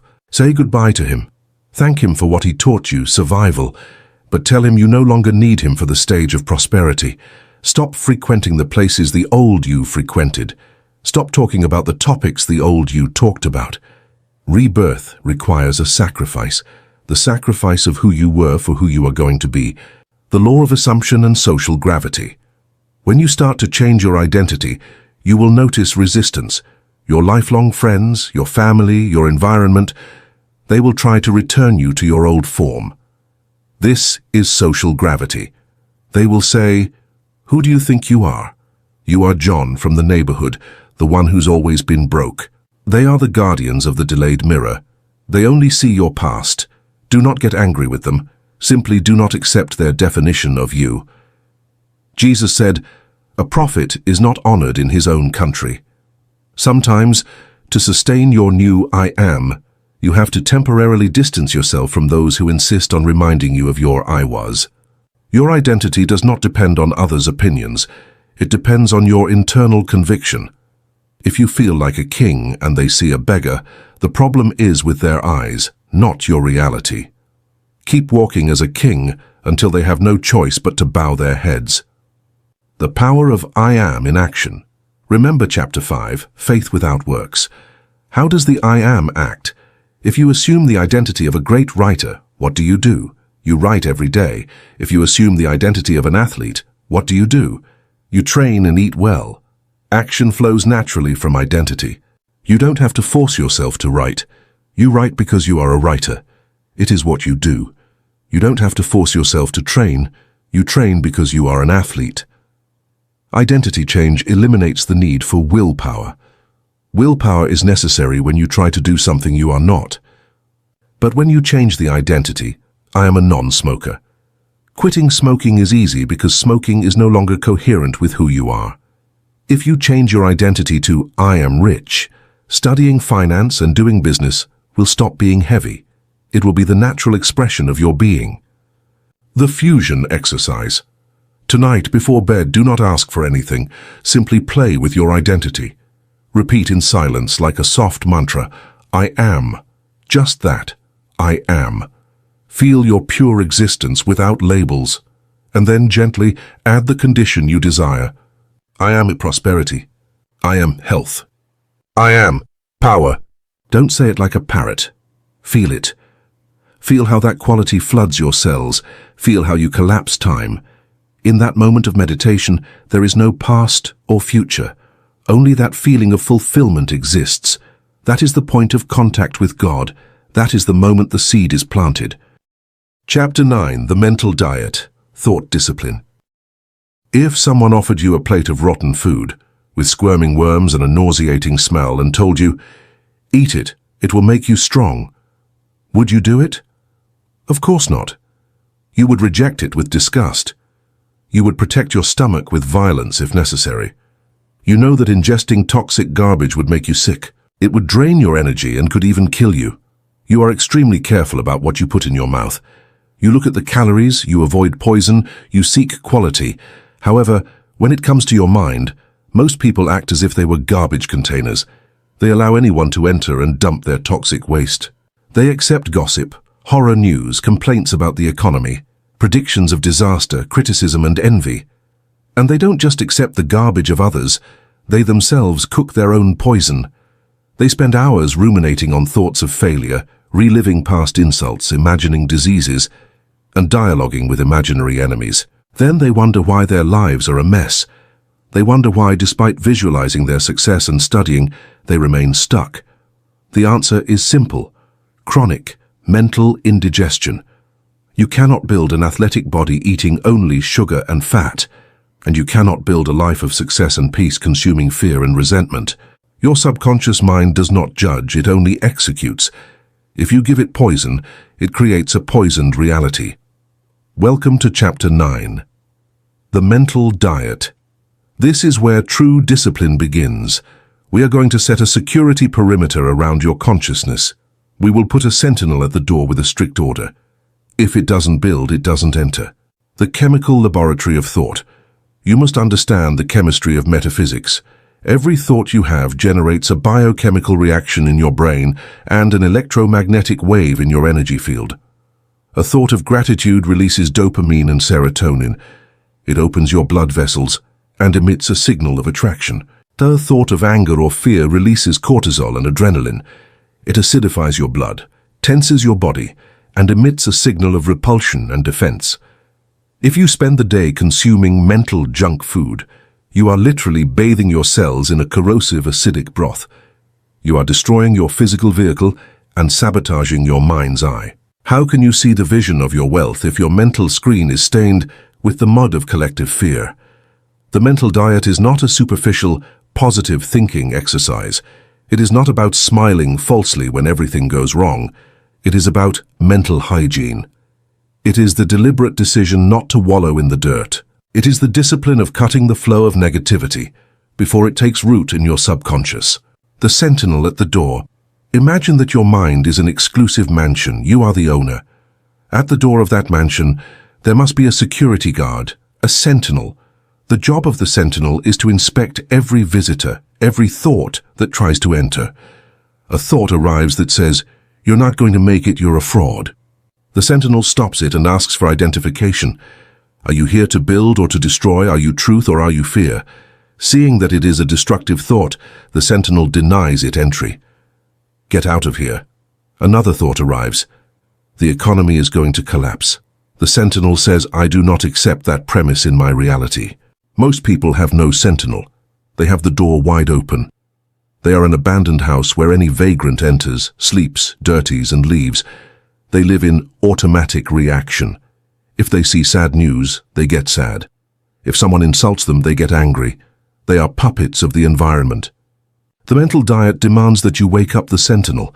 You have to become a fierce observer of what enters your head. You cannot afford the luxury of a negative thought, just as you cannot afford the luxury of drinking a glass of cyanide. The cost is too high. The subconscious has no sense of humor. Here is a golden rule you must tattoo on your memory. Your subconscious has no sense of humor. It is literal. It is a biological computer. If you say, as a joke, I'm an idiot, I want to die, I'm always broke, your subconscious does not laugh. Your subconscious takes note. Command received. User is an idiot and wants to be without money. Executing stupidity and poverty program. Boom. You have just programmed your failure with your own mouth. Sarcasm and self-deprecation are terrible habits for the metaphysician.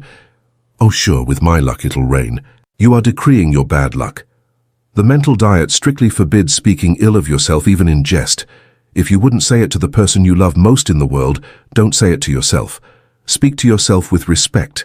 Speak to yourself with power. Your internal dialogue is the constant prayer the universe hears. The 7-Day Challenge. Emmett Fox. The great metaphysical master Emmett Fox proposed a challenge that has transformed thousands of lives. It is simple, but brutally difficult. It is the 7-Day Mental Diet. The rules are these. For 7 consecutive days, you cannot allow yourself to harbor or sustain a single negative thought. Note the distinction. You cannot prevent the negative thought from arriving. It will arrive because it is a habit. But you cannot sustain it. You cannot invite it to dinner. If a negative thought arrives, you have to cut it immediately and replace it with a positive or neutral one. You have 10 seconds to kill it. If you catch yourself ruminating on a negative thought for more than a minute, you have lost. You have to start again from day 1. It sounds easy, right? Try it. Most people don't get past the first hour. They realize they are addicted to negativity. They are addicted to complaining. But if you manage to complete the 7 days, you will have broken the addiction. You will have cleaned your system. Your vibration will have risen so much that you will feel you are on another planet. Things will begin to manifest with a magical speed because you have removed the resistance, the dirt from the pipe. Sources of infection, the environment. To be successful in your diet, you have to control the grocery store. Where do your thoughts come from? They come from what you see, hear, and read. If you want to heal your mind, you have to cut the sources of infection. The news. Stop watching it, period. The news is a business designed to sell fear. If there is a war, a virus, or a crisis, you will find out anyway. You don't need to inject yourself with a daily dose of terror and blood at breakfast. You are contaminating your day before it starts. Social media. Stop following people who make you feel like less, who complain, or who promote hate. The algorithm feeds you what you consume. If you consume garbage, the algorithm will give you more garbage. Clean your feed. Follow only mentors, artists, inspiring people. Toxic friends. If you have friends who only call you to tell you their misfortunes, to criticize others, or to lament, you have to set boundaries. Tell them, "Friend, I'm on a mental diet. I don't want to talk about problems unless we talk about solutions." If they don't accept it, walk away. Remember, you are the average of the 5 people you talk to most. If you talk to 5 pessimistic failures, you will be the 6th. It is not cruelty, it is spiritual survival. The internal dialogue, the conversation that creates. Neville Goddard taught that the internal dialogue creates reality. We all have a voice in our head that never stops. It comments on everything that happens. Look at that guy. How ridiculous. Ugh, what traffic. I'm going to be late. That internal conversation is the chisel that carves your world. If your internal conversation contradicts your desire will not be fulfilled. Example. Desire, mind's eye. I want a raise. Internal dialogue. My boss is stingy. The company is doing poorly. I hate this job. Who wins? The internal dialogue, because it is constant and has more emotional intensity. To change your life, you have to change the conversation. You have to start talking to yourself from the premise of your fulfilled desire. Start telling yourself, "How good I feel now that I have financial freedom." At first it will seem false. You will feel like you are lying. But remember, you are not lying, you are prophesying. You are writing the new script. If you repeat that new conversation long enough, your subconscious will accept it as truth and begin to look for evidence of it in the world. The revision technique, the magic eraser. What happens when you have a bad day? What happens when you fight with your partner, lose money, or make a serious mistake? Those events are poisoned food that you have already swallowed. How do you avoid indigestion? Neville gave us the tool, revision. Revision is the ability to change the past in your mind. You cannot change the physical fact. It already happened. But you can change the vibratory effect it has on you. How it's done. At the end of the day, before bed, review the events. When you reach that unpleasant moment, do not accept it as final. Rewrite the scene in your imagination. Visualize that it happened as you wanted it to happen. Instead of the argument, visualize that you spoke calmly and understood each other. Instead of losing the money, visualize it was an investment. Repeat this new scene until you feel relief. What are you doing? You are hacking your memory.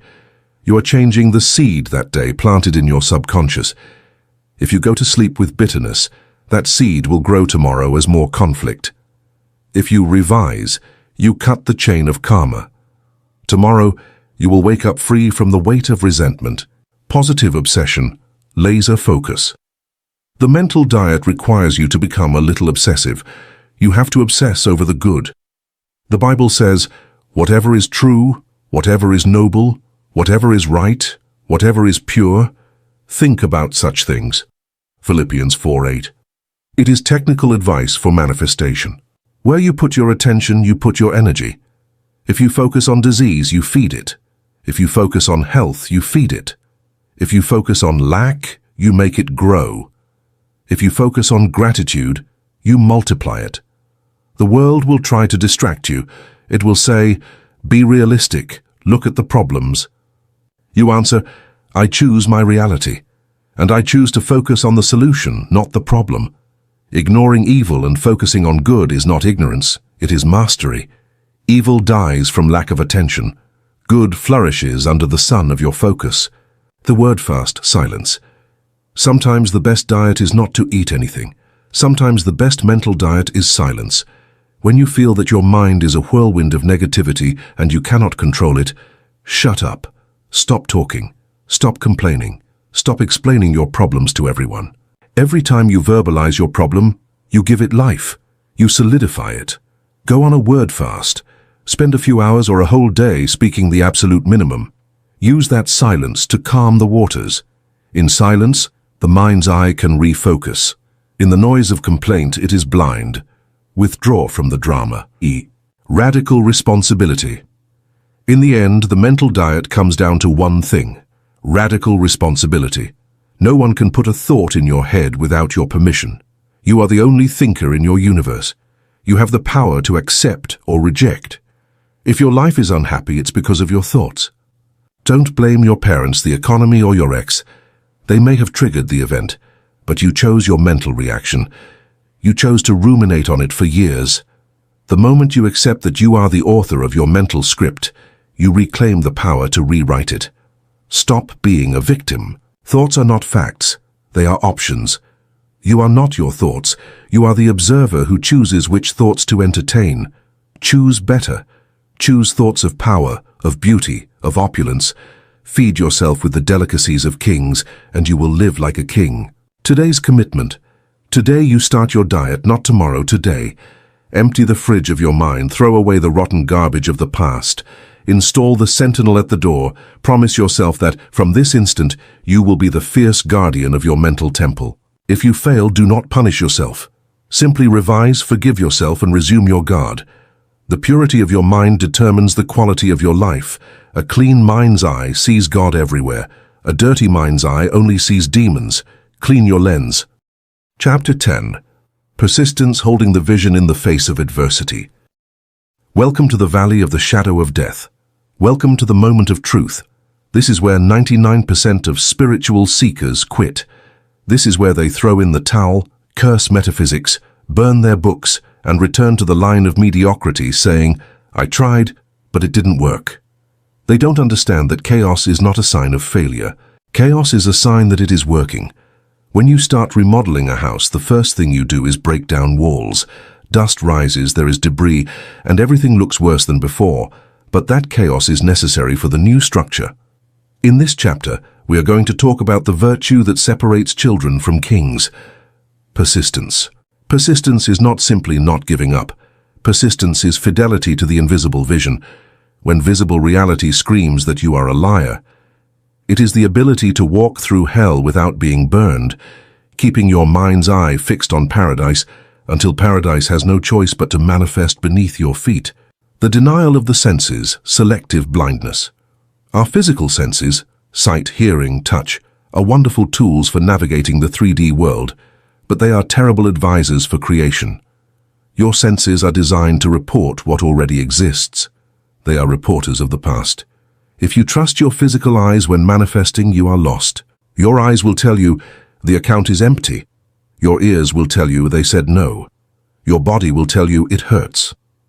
Metaphysical persistence requires you to develop a selective blindness and deafness. You must learn to look at your current circumstances and say, "This is not the truth, this is only a temporary fact." Neville Goddard called this denying the evidence of the senses. It doesn't mean you cross the street without looking for cars. It means you do not accept the negative fact as your final destiny. If the bank says you have no money, you hear the data, but internally you respond, "That is the current state of my old creation. My true reality is abundance, and it is on the way." You do not react emotionally to the no. You maintain your internal posture. This ability to ignore current reality is what the world calls madness, but what God calls faith. The visionary always looks crazy to the realist until the visionary succeeds. Shameless impudence. There is a story in the Bible, Luke 11, that explains the master technique of persistence. A man goes to his friend's house at midnight and asks for 3 loaves of bread. The friend from inside shouts, "Do not bother me. The door is shut and my children are in bed. I cannot get up and give them to you." Reality said no. Circumstances said, "It's late, go away." But the parable says, though he will not rise and give them to him because he is his friend, yet because of his importunity, shameless insistence, he will rise and give him as many as he needs. The key word is importunity or impudence. It means an insistence that borders on a lack of shame. It means you do not take no for answer, not even from God, the universe. When life slams the door in your face, you don't go home crying. You stay there. You knock again, and again, and again. You don't knock with desperation, but with the certainty that the bread is yours. This attitude of shameless impudence is magnetic. The universe admires tenacity. It seems to say, wow, this human is not going away. They really believe that belongs to them. Let them through. Persistence breaks resistance. If you have a dream and the world rejects you, assume an attitude of divine defiance. You tell me no. Fine, I'll be back tomorrow and the day after and the next. Until you get tired of saying no, because I will not get tired of asking. The Chinese bamboo, the law of invisible gestation. Nature teaches us persistence through Chinese bamboo. You plant the seed, you water it, you fertilize it. During the first year, nothing comes out. Not even a sprout. During the second year, nothing. Third year, nothing. Fourth year, nothing. Fourth year. Most people by the 4th year would stop watering. They would say, "This seed is dead, I've wasted my time, I'm stupid." But the wise grower persists. He keeps watering the empty earth. He keeps having faith in what he does not see. And in the 5th year, the miracle occurs. In a period of only 6 weeks, the bamboo grows 80 feet tall. Did it grow 80 feet in 6 weeks? No. It grew 80 feet in 5 years. For 4 years, it was developing a gigantic underground root system, invisible to the human eye, capable of sustaining the weight of the massive structure it was about to launch. If it had grown earlier, without those roots, the first wind would have knocked it down. Your dream is a Chinese bamboo. Right now, you might not see results.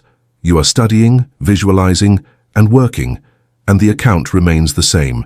Do not despair. You are growing roots.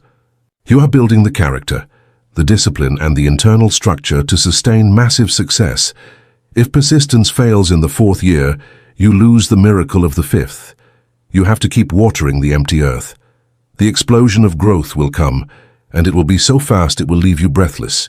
The threshold of defeat. 3 feet from gold. Napoleon Hill tells the true story of R.U. Darby.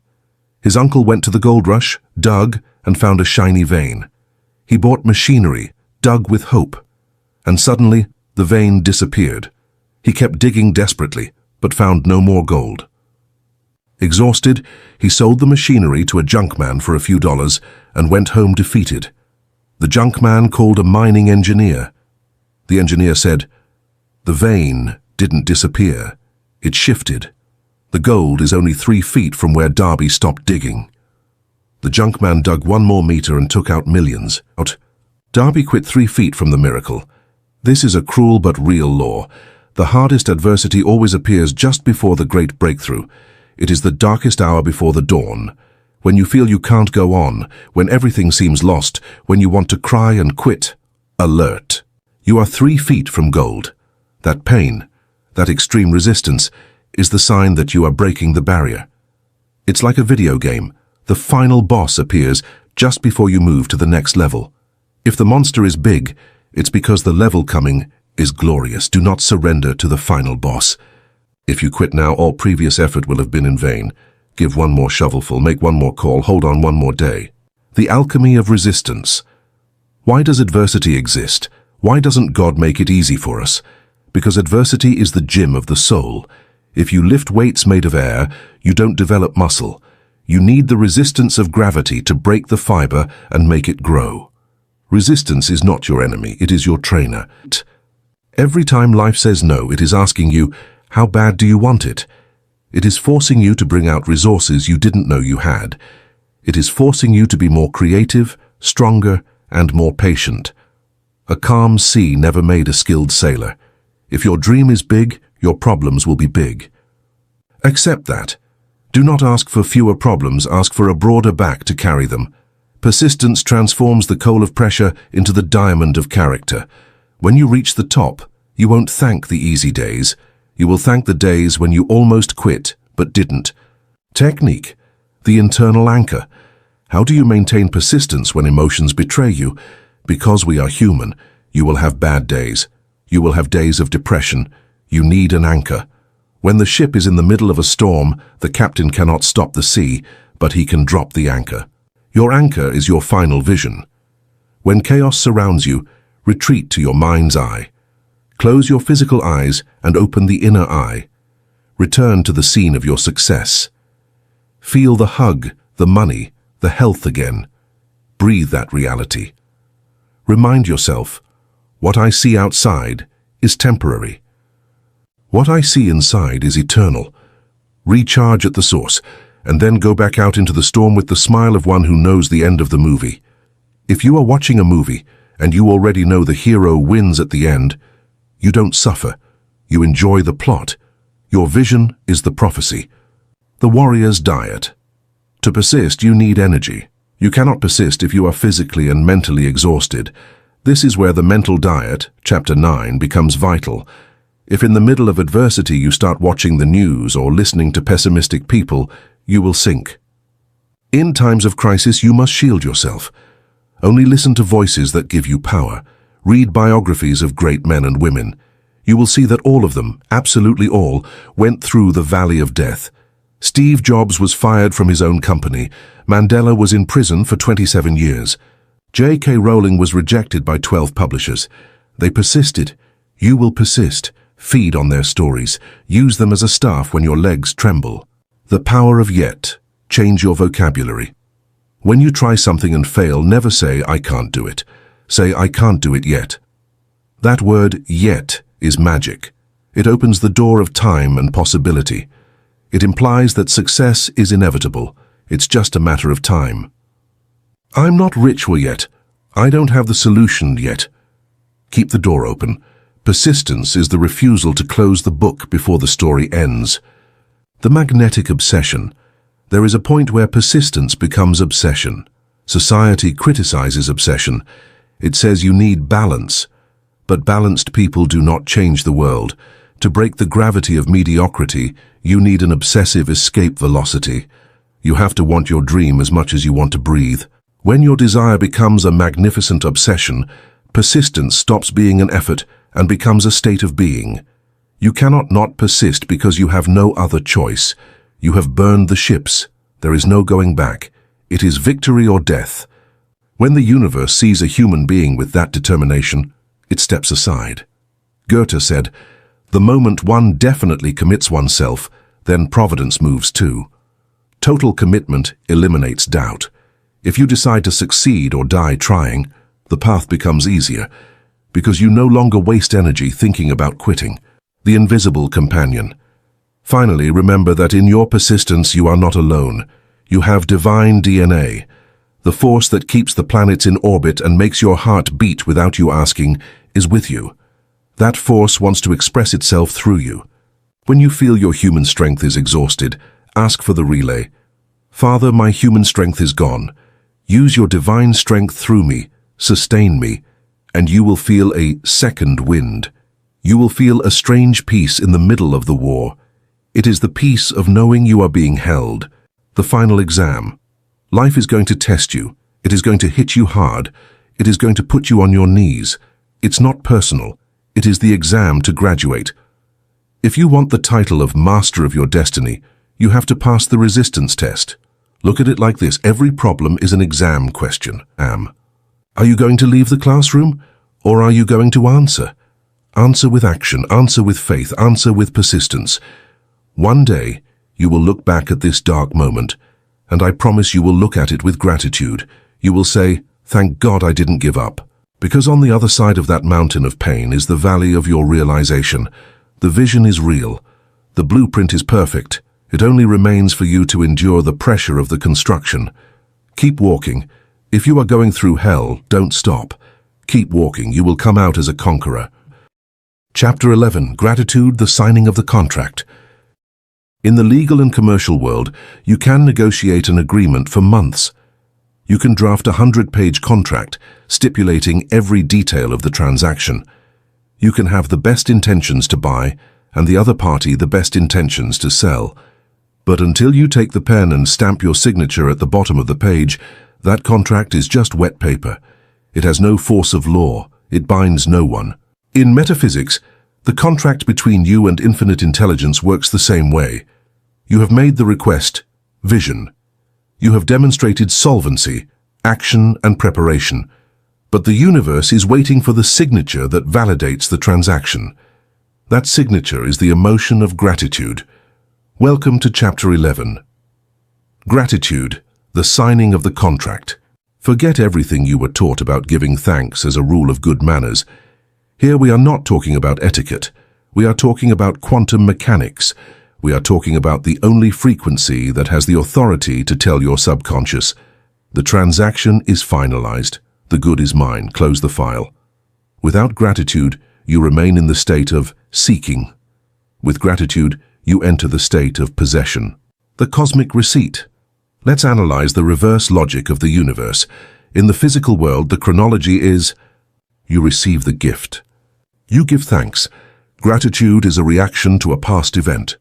In the metaphysical world, fourth dimension, the chronology is: you give thanks.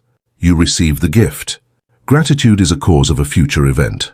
Why? Because the universe is blind to your external circumstances, but it is hypersensitive to your internal vibration.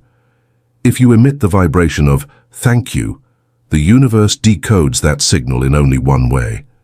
He is grateful, therefore he must have already received something. The universe does not know if the money is in your physical pocket or not. It only knows that you are vibrating in gratitude.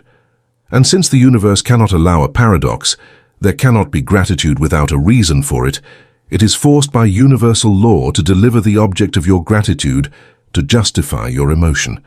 Anticipatory gratitude is the receipt you issue before the merchandise arrives, and if you have the receipt in your hand, the store is obliged to deliver the product. It is the law. Petition versus thanksgiving, the difference in voltage. Most people pray or visualize from lack. They say, "Please God, give me that job. I need it so much. I'm desperate." Analyze the vibration of that prayer. It vibrates in fear. It vibrates in scarcity. It vibrates in doubt. You are affirming, "I don't have it." And the universe, which is a faithful mirror, answers you. Understood, you don't have it, granted that you continue not to have it. Now imagine you change the polarity. You stand firm, close your eyes, see the job in your mind and say, "Thank you, Father, for this wonderful job that is already mine." Feel the difference. The desperation disappears.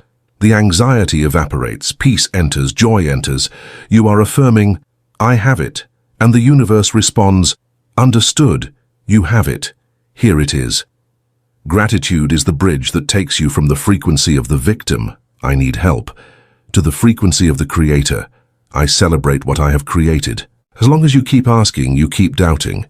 When you give thanks, the doubt dies. No one gives thanks for something they believe they will not receive. Thanksgiving implies certainty. The master of gratitude, the tomb of Lazarus. Let's return to the great metaphysical master, Jesus of Nazareth. There is a crucial scene that illustrates this law perfectly: the resurrection of Lazarus. The physical situation is terrible. Lazarus has been dead for 4 days. He smells bad. It is a biological impossibility. Jesus stands before the tomb.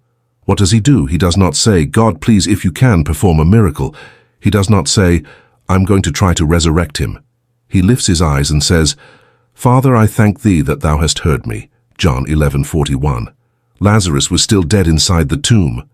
Physically, nothing had happened, but Jesus gave thanks before seeing the result. He took for granted that the spiritual transaction was already complete. I knew that thou hearest me always. And after signing the contract with his gratitude, he gave the order, Lazarus, come forth. And death obeyed. This is the formula for the miracle. Clear vision, mind's eye, anticipatory gratitude, the signature. The command action, the mandate. If you want to resurrect your dead bank account, your dead health or your dead dreams, do not beg. Stand before the tomb of your problem and give thanks for the solution that already exists in the invisible plane. Thank for the wealth before seeing the money. Thank for the healing before the pain disappears. That gratitude is the force that rolls away the stone. The chemistry of gratitude. This is not just mysticism, it is biology. Dr. Joe Dispenza and the Heart Math Institute have scientifically demonstrated what gratitude does in your body. When you live in stress, seeking, struggling, fearing, your body releases cortisol and adrenaline. Your heart beats incoherently. Your electromagnetic field contracts. You are in survival mode. In survival mode, you cannot create anything new. You can only react to danger. When you feel genuine gratitude, not just thought but felt in the chest, alchemy occurs. Your brain releases dopamine and oxytocin. Your heart enters heart coherence. The rhythm becomes orderly and harmonic. Your electromagnetic field expands up to 3 meters outside your body. You become a massive transmission antenna. Your body stops believing it is in danger and begins to believe it is in a state of safe reception. Biologically, gratitude tells your cells, the threat has passed, the reward has arrived. And your cells begin to heal. Your genes change their expression. Literally, gratitude prepares you biologically to sustain the new reality. If you try to manifest wealth with a body full of cortisol, you repel money.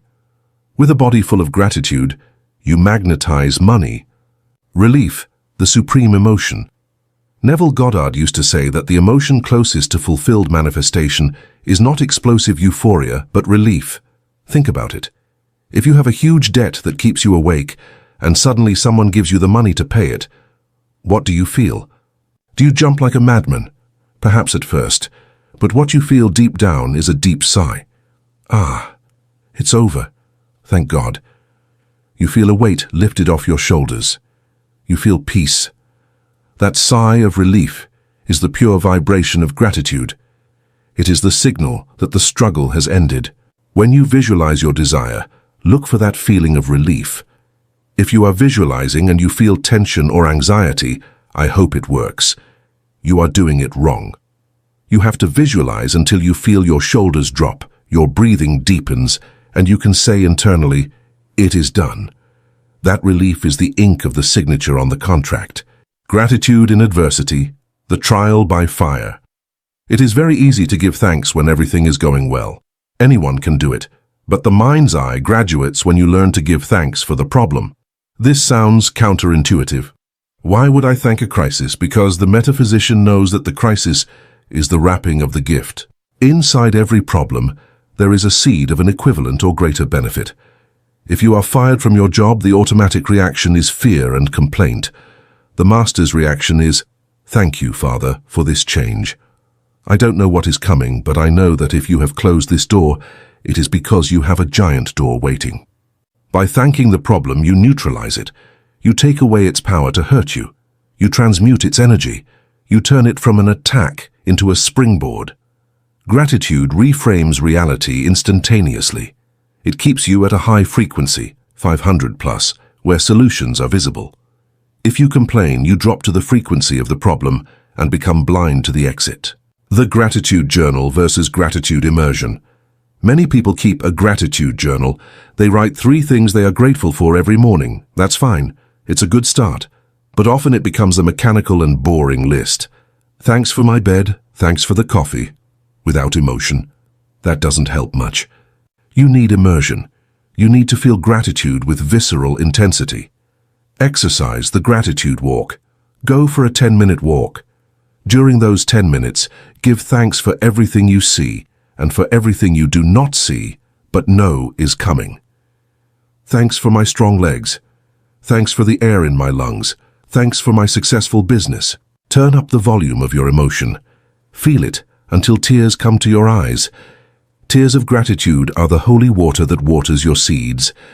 If you can cry with gratitude for something you do not yet have, you are bending reality. You are hacking the matrix. The universe has no defense against that. It must give it to you. The humility of the receiver. Gratitude is also an act of humility. It is recognizing that you haven't done it all alone. It is recognizing that you are a co-creator, but that the source of all good is God. The ego says, I achieved it. I am the best. That closes the flow. The ego isolates itself. Gratitude says, I did my part, but life sustained me. Thank you. That opens the flow. Gratitude keeps you connected to the energy source. It is like keeping the plug connected to the power outlet. Ingratitude is disconnecting the plug. Your battery will soon run out. Observe the most successful and happy people in the world. They are invariably humble and grateful. They take nothing for granted. Observe bitter and stuck people. They believe the world owes them something.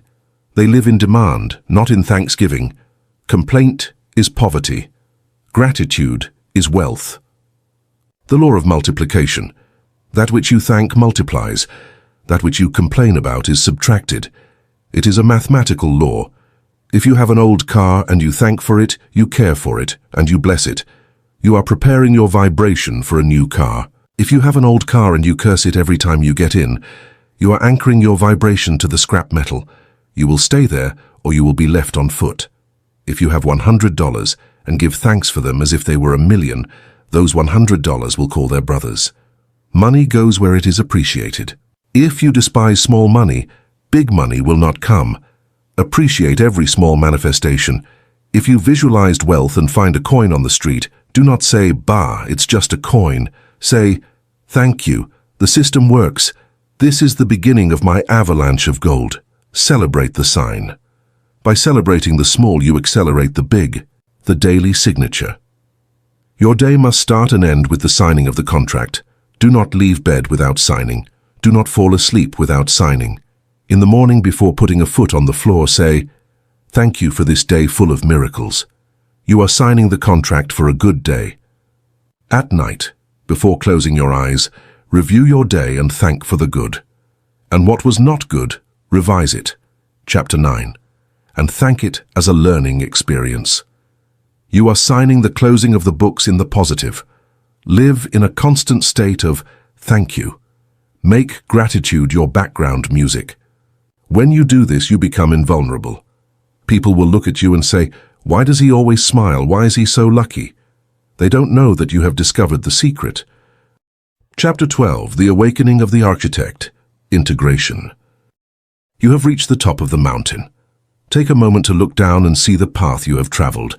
You started this journey perhaps feeling like a victim of circumstances, a cork floating in the sea of chance. You started believing that wealth, health, and success were lotteries reserved for a lucky few. But throughout these 11 chapters, you have been removing the blindfold from your eyes layer by layer. You have discovered that you carry God's DNA in your cells. You have learned to open the eye of your mind to see the invisible. You have learned to draw blueprints of spiritual engineering. You have understood that faith is knowledge, that action is mandatory, that study is the price of greatness, that time is an illusion of identity, and that gratitude is the final signature. Now you are standing on the threshold of a new life. But before closing this book and going out into the world, we must have one last conversation. We must talk about how all of this looks when put together. I don't want you to be a weekend metaphysician. I don't want you to be someone who meditates for 20 minutes in the morning and then lives like a zombie for the other 15 hours of the day. I want you to become something higher. I want you to become an awakened architect. This chapter is about integration. It is about how to walk with your feet firmly planted on the ground while your head breathes the air of heaven. It is about how to be a master of two worlds. The bridge between the ethereal and the dense. The awakened architect is above all a bridge. Most people live polarized. There are the materialists who only believe in what they touch. They work hard, stress out, and accumulate things, but they are empty inside. They are slaves to matter. Then there are the spirituals who live in the clouds. They meditate, they talk about love and light, but they cannot pay the rent. Their relationships are a chaos, and they reject money. They are slaves to evasion. You are neither of the two. You are the synthesis. You understand that the spiritual and the material are not enemies. They are the same energy in different densities. Ice is water. Steam is water. Money is condensed spiritual energy. Your house is condensed thought. The awakened architect brings ideas down from heaven and anchors them on earth through work and action. You do not deny matter. You love it, you mold it, and you master it. You do not flee from the world, you transform it. Your mission is to bring the kingdom of heaven, your perfect visions, to earth. Every time you create an honest business, you are bringing divine order to economic chaos. Every time you heal your body, you are bringing divine perfection to biology. You are a channel. If the channel is blocked by an excess of mysticism or an excess of materialism, the work stops. Keep the flow open. The final death of the victim. The hallmark of your graduation is radical responsibility. From today on, the word blame disappears from your vocabulary. You will never again blame the government. You will never again blame the economy. You will never again blame your parents, your partner, or your past. The architect knows that he is the operative power. If there is something in your life you do not like, you do not look outside searching for culprits.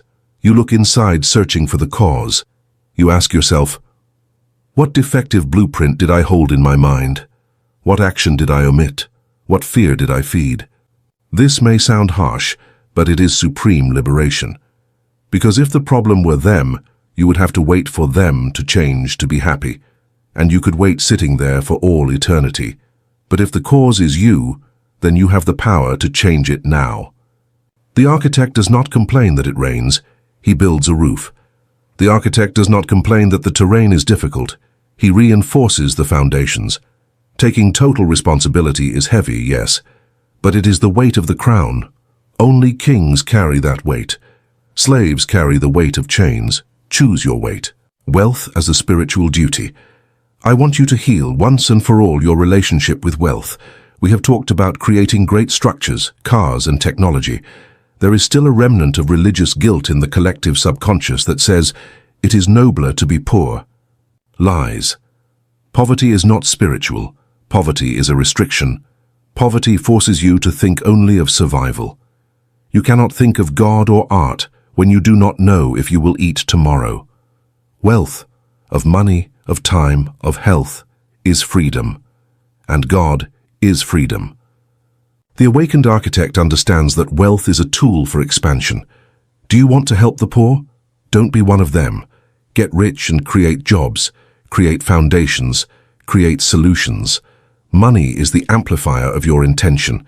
If you are a good person with money, you will be an unstoppable force for good. If you have a mind's eye full of noble visions, you need material resources to build them. Do not apologize for wanting to prosper. Your prosperity is the evidence that you are aligned with the Creator, who owns all the gold and silver. Desire wealth. Obtain it with honesty and use it with generosity. The Master's daily routine. How does an awakened architect live on an ordinary Tuesday? He does not live in a constant mystical trance. He lives with intention.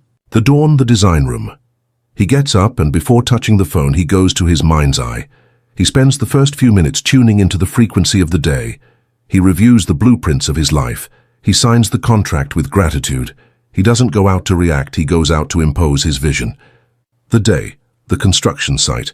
He goes to his job or business, and there he works harder and better than anyone. But he does not work with anxiety. He works with inspired action. He sees every client, every employee, and every problem as part of the construction material. If a problem arises, he does not despair. He applies persistence. He remembers it is just a plot twist. He is excellent at what he does because he knows his work is his offering to God. The night, the review and rest. Before sleeping, he cleans his mind, mental diet. If something went wrong, he uses revision so as not to take the bad seed into sleep. He falls asleep in the assumption of his wish fulfilled. He trusts his subconscious will keep building. It is a life of discipline, but it is a joyful discipline. It is the discipline of the artist who loves his work. The danger of the spiritual ego. A final warning on your path. As you apply these laws, you will start seeing results. Miracles will occur. People will look at you differently. You will have magnetism. You will earn money. At that moment, the most subtle enemy will appear. The spiritual ego. You will start to think, I am special. I am better than these sleepers. I have the power. Be careful. That is the beginning of the fall. Remember the handless statue. I have no other hands but yours. The power is not yours. The power flows through you. You are the wire, not the electricity. If the wire believes it is the electricity and fills itself with pride, it burns out. Stay humble. The higher you climb, the humbler you must be. Always recognize the source. I of myself do nothing. The Father who dwells in me does the works. That attitude will keep you connected to the infinite supply. Arrogance cuts the supply. Your life is your message. You don't have to go around preaching this book. You don't have to try to convince the skeptics. No one learns by what they are told. People learn by what they see. Your mission is to make your life such an undeniable demonstration of these laws that people have no choice but to ask. Let your radiant health be your sermon. Let your generous wealth be your argument. Let your peace in the middle of the storm be your doctrine. Be the living example. Be the empirical proof that the eye of the mind works.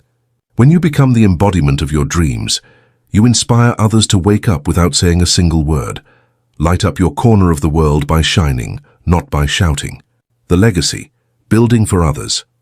Finally, the awakened architect realizes a higher truth.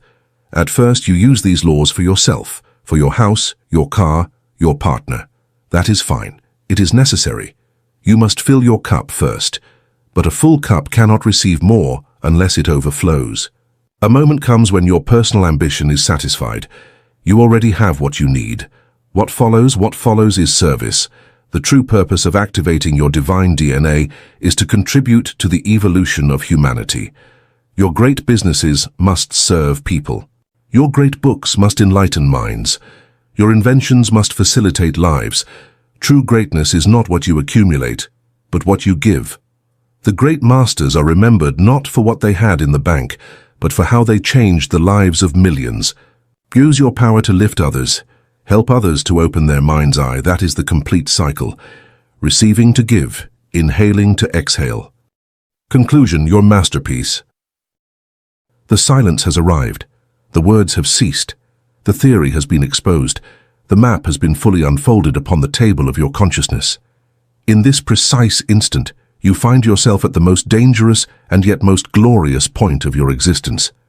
It is dangerous because you now possess the knowledge. Knowledge eliminates innocence. You can no longer say, I didn't know. You can no longer look at your empty bank account, your sick body, or your broken dreams and say, it's the fault of fate, or it's God's will. You know, with a certainty that burns in your gut, that God's will is expansion.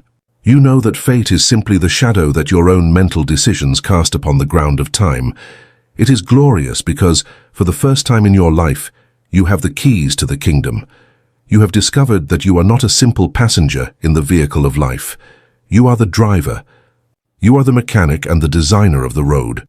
You have learned that inside your skull, behind your physical eyes, resides an eye capable of seeing realities that do not yet exist, and a power capable of dragging them from the ether into solid matter. But this audiobook was not written to entertain you. It was not written so that you would feel motivated for a few hours, only to return tomorrow to your routine of complaint and passivity. This book was written with one single purpose: to awaken the architect that was sleeping within you. And now that the architect is awake, there is only one question: what are you going to build? The blank canvas and the fear of freedom. Imagine your life as an immense vacant lot, Until yesterday you looked at that ground and saw mud, rubble and limitations. You saw what others built or destroyed there. Today you look at that same lot with your mind's eye and you see a skyscraper. You see a temple. You see a Garden of Eden. God, the infinite intelligence, has provided you with everything necessary. He has given you the cement, your vital energy. He has given you the tools, your imagination and your hands. He has given you the blueprints, your divine desires. And now God folds his arms, leans back and waits. Yes, you heard correctly. God is waiting. Traditional religion taught you to wait for God. It taught you to sit and beg for him to come and fix your life. But real metaphysics inverts the equation. God has already done his part. He already created you in his image and likeness. He already placed the power within you. He already said, "All that is mine is yours." Now he is waiting to see what you do with that inheritance. He is waiting to see if you will leave the materials rotting under the rain of doubt. He is waiting to see if you will have the audacity to start mixing the cement. This is the vertigo of freedom. You are totally responsible. If your life is a masterpiece, it will be your merit, in partnership with him. If your life is a ruin, it will be your negligence. There is no one to blame, no excuses. The mirror looks back at you, and you only see the creator of your reality, the evidence of your faith. Throughout these chapters, we have hammered home one truth. Faith without works is a corpse. Now you are going out into the real world. You are going to turn off this audio and face traffic, bills, family, and problems. The world will try to seduce you into falling back asleep. They will tell you how to be realistic. Stop dreaming. Accept your place. In that moment, your life must become your answer. Do not answer them with words. Answer them with works. Your successful company is your theology. Your healthy body is your prayer. Your wealth is your amen. Your happy family is your altar. Do not tell me you have faith. Prove it to me by building something that seems impossible. Do not tell me you believe in abundance. Prove it to me by studying finance, investing, taking risks, and multiplying your talents. The world is tired of armchair philosophers. The world is tired of people who talk about the law of attraction but cannot pay the rent. The world needs demonstrators. It needs men and women who have brought the fire down from heaven and converted it into electricity to light up cities. It needs people who use their mind's eye to see the cure. It needs those who use their hands to synthesize it in a laboratory. Your material success, when born of a spiritual vision, is sacred. It is the tangible evidence that the Spirit has touched the earth through you. The pain of construction. I will not lie to you in this farewell. Building your masterpiece is going to hurt. There will be days when you will want to quit. There will be days when your mind's eye will be blurred by tears of frustration. There will be moments when you feel alone, misunderstood, and ridiculous. You will remember your old life of comfort and passivity, and a part of you will want to return to the tomb, because in the tomb there is no risk. In those dark moments, remember chapter 6. Remember the cemetery of dreams. Remember that the pain of discipline weighs grams, but the pain of regret weighs tons. The pain of building is the pain of life. It is the pain of muscles growing. It is the pain of childbirth. Embrace that pain. That pain confirms that you are alive. It confirms that you are in the arena, fighting for your vision, and not in the stands criticizing those who do. Each brick you lay is a victory over death. Every time you study when you are tired, every time you invest when you are afraid, every time you forgive when you have anger, you are chiseling your sculpture. You are bringing the angel out of the block of marble. Michelangelo said, "I saw the angel in the marble and carved until I set him free." Your rich, healthy, and powerful I am is already within you, but it is trapped in the marble of your old habits and fears. You have to carve, and carving requires blows. Do not fear the hammer. The hammer is freeing you. Your legacy, the cathedral. Think of the builders of the great cathedrals of Europe. Many of them worked for decades laying stones, knowing they might not see the finished building. But they worked with excellence, love, and devotion. They knew they were building something bigger than their own biological lives. They were building a legacy. Your life is your cathedral. You're not building wealth just to buy expensive shoes and eat in luxury restaurants. That is small. That is ego. You are building wealth to demonstrate that the human spirit is limitless. You are building to leave a system, a teaching, an inspiration. You are building for your children and your children's children. You are building so that, when you are gone, your work continues to speak, so that someone 100 years from now looks at what you did and says, "A giant lived here. Here lived someone who dared to believe they were the likeness of God." Do not build a shack. Do not settle for survival. You have the DNA of the architect of the universe. Build something majestic. Build a life that is a work of art. May your passage through this planet leave a scar of light that is never erased. The final send-off. Now get up. Literally or metaphorically, stand up. Feel the gravity beneath your feet. Feel the air in your lungs. Feel your heart beating. That heartbeat is the war drum. It is calling you to the battle of creation. Close your physical eyes for the last time on this journey. Open wide.